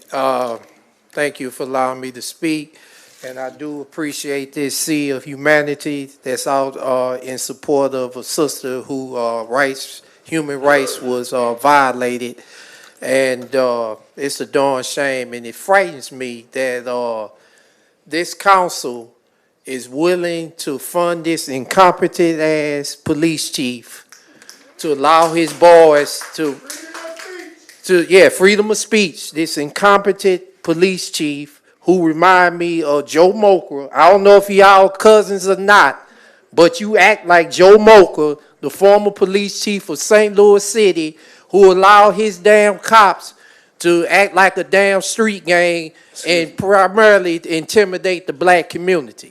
So I feel like I'm in St. Louis all over again. And this mayor, and y'all didn't give a reason why her ass is not here tonight. Excuse me. Thank you. Okay. Address the chair. Address the chair right here. I'm addressing. All right. But Miss Mayor, you remind me of a Francis Slade. Sit on your hands. Address me. Okay. All right. Thank you. But she reminds me of former Mayor Francis Slade of St. Louis, sit on her damn hands and do nothing while her police chief make a complete fool of her and himself. And it's a damn shame. You know, it's a damn shame. I mean, and I'm tired of, when police get caught doing inhumane acts towards my people, not being held accountable, but come up with some little hypocrite training, which none of them gonna follow. That's horrifying for this police chief to get his incompetent self up there and say that his officer was doing the right thing by dehumanizing a poor, innocent black female. And we seen this time and time again, whether it's Springfield, LA, or New York, or St. Louis. And nothing be done about it. I mean, I know, we're tired. And if it means for the black community to police our damn self, then so be it. Because for years, when y'all been policing us, ain't no damn thing been done. It's gotten worse. So if it means being that, because that's an initiative that's been started in St. Louis that we trying to get on the north side, that we police ourselves. No state, nothing, just us. Because we understand. One brother asked, you asked the question, what do community policing look like? Community policing look like somebody in that community that know that community, that know the people, that ain't living outside the community, getting their damn tax dollars, and when the sun go down, they go back to the lily-ass white side of town. That ain't community policing. And it damn sure ain't, rugged white cops who get their jollies watching black exploitation flicks and feeling like the action is policing the black community. You mean white folks don't commit crime too? You damn lying to me. I know some meth labs in Springfield. Don't say it ain't. Because you all on camera. But, man, this just a shame, and I'm here to help out the community, my brothers and sisters, black, white, green, and yellow, that's willing to stand up to an injustice. I haven't been in Springfield for long, but, man, feel like no different than St. Louis, LA, or no other city, where black people experience injustices. And if this mayor and this police chief really want to reform your corrupt police department, I suggest you reach out to Brother Brandon Scott of Baltimore. Everybody familiar with the Freddie Gray situation, right? Yes, sir. You know, it took Baltimore years to get their police department reformed. And I'm sure they still have issues, but they had a mayor that had, was hands down to say he wasn't going to stand for no corruption in his police department. So he ran the rotten apples away. And for far too long, police have been living off that impunity BS. That's got to go. All right. Thank you, sir. Sarah, Al.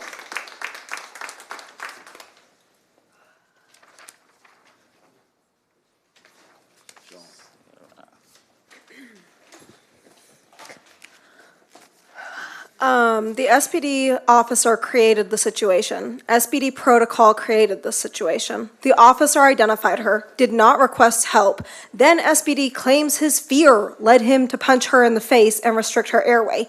He chose to engage in that arrest alone. He chose to create the situation that led to emergency backup requests, which the city already knows endangers other drivers in the city, and multiple people have stood here talking about that. He chose to remove her dignity and to create trauma for her and Springfield residents. We deserve transparency around SPD trainings, who get that training and who shows up to that in person. What is the national training they are attending? It was brought up by, I forget his name, but it's a national training. And how are you vetting that? Just a couple years ago, they had a whistleblower who showed just how white supremacist those events are. They were all cops. You can look that up and find it. So I am very concerned as a citizen what they are going to bring back with them from that training. Current U.S. police training is done with IDF soldiers. Our police come from slave catchers, and now they're training with occupying and oppressing forces. I don't know why that doesn't concern you. Those tactics are also brought from those national trainings. We need to vet what you're bringing back to our city to oppress our people, our residents. Current SPD anti-racism training is done by a cop.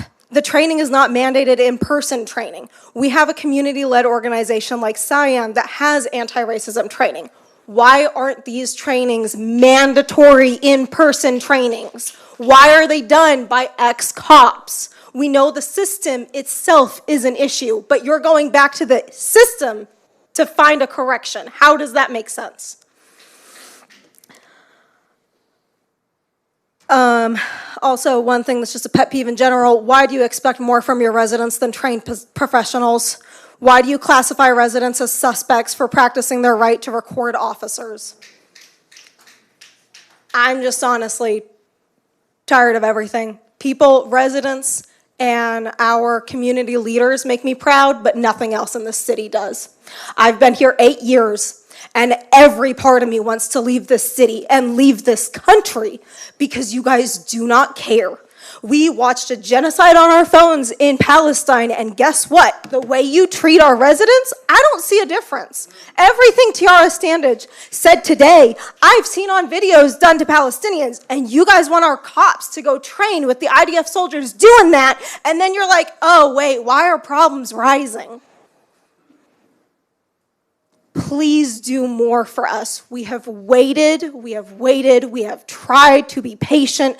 Massey Committee did amazing work for you, and you threw it in the trash, and I can't see it any other way because nothing has happened.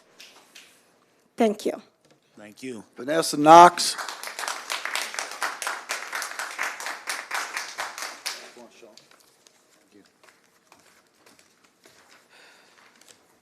I want to first say to Promise Davis, I'm sorry that this happened to you. We're all fighting to make this stop. I hope you never have to endure something like that again. We're all talking about her. There needs to be more to her. This situation is continuing for many years now. pixie dust, guys, is not going to fix it. If you don't accept the activists and other people that have given so much time and effort to you, you're going to see things that you don't want to see in this city, that you've seen in big cities. Pressure will bust a pipe. You cannot keep allowing this type of behavior to happen. I don't know why, when we talk about racism, so many are offended. You have to call this what it is. When policies are written and followed and on TV to say it's okay to punch people in the face, that is structural racism. It's many things. It's not just a training issue. You cannot keep arguing over how much more money to give for fancy vehicles to help. We need help to make sure that they don't hurt us. Where's the specialized vehicles and things for us? That girl, the terror in her face when I saw that video, she will never, ever, ever forget that a police officer straddled her and punched her in the face. That used to be called sucker punching. That's what you see in alleys when people are going to be robbed and stuff. They come up behind, smack you and punch you in the face real bad. That's not what trained police officers that are not fearing for their lives with an unarmed, probably 120-pound person that they're already sitting on and have their elbow in their throat. If the other people did not show that, come up and be bold enough to take that video, we would have never been able to validate that that happened to her. Think about that. The video that was shown did not have this guy punching this young girl in the face. And what people would have relied on is, she's got records, she's got this and that. A complete disqualification of a human being. But yet people that have lots of money and access to attorneys to make their cases go away, as many officers have had done, you just think of her as just a little ragamuffin running around. It doesn't matter what she has done in the past. It doesn't matter at all. Kind of learned by about 10 years old, you don't punch people in the face like that, especially while somebody is sitting on the person. It was brought to my attention, some were concerned about the issues of training to straddle a man, to straddle a woman in the manner that he did. Tamika brought it to my attention. That needs to be looked into as well. The other officer, when he came, didn't seem like it was such a big hurry. He barely put his hand on the person's shoulder. How could that officer, with all of these trainings, not be able to get about 100 and some, probably 110, 120-pound girl handcuffs on him? Why would that be that difficult? She didn't hit him in the face. She wasn't doing all that. She wasn't armed.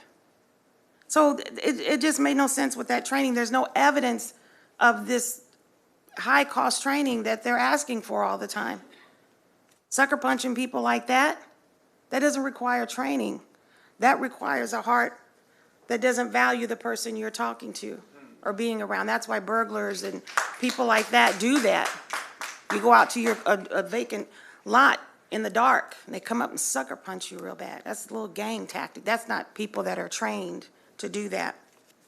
Some of the research that I have here says, although women are just as likely to encounter police as men, more and more women are experiencing the use of force over time. 28% of people experiencing the threat or use of force by police in 2022 were women, compared to just 13% in 1999.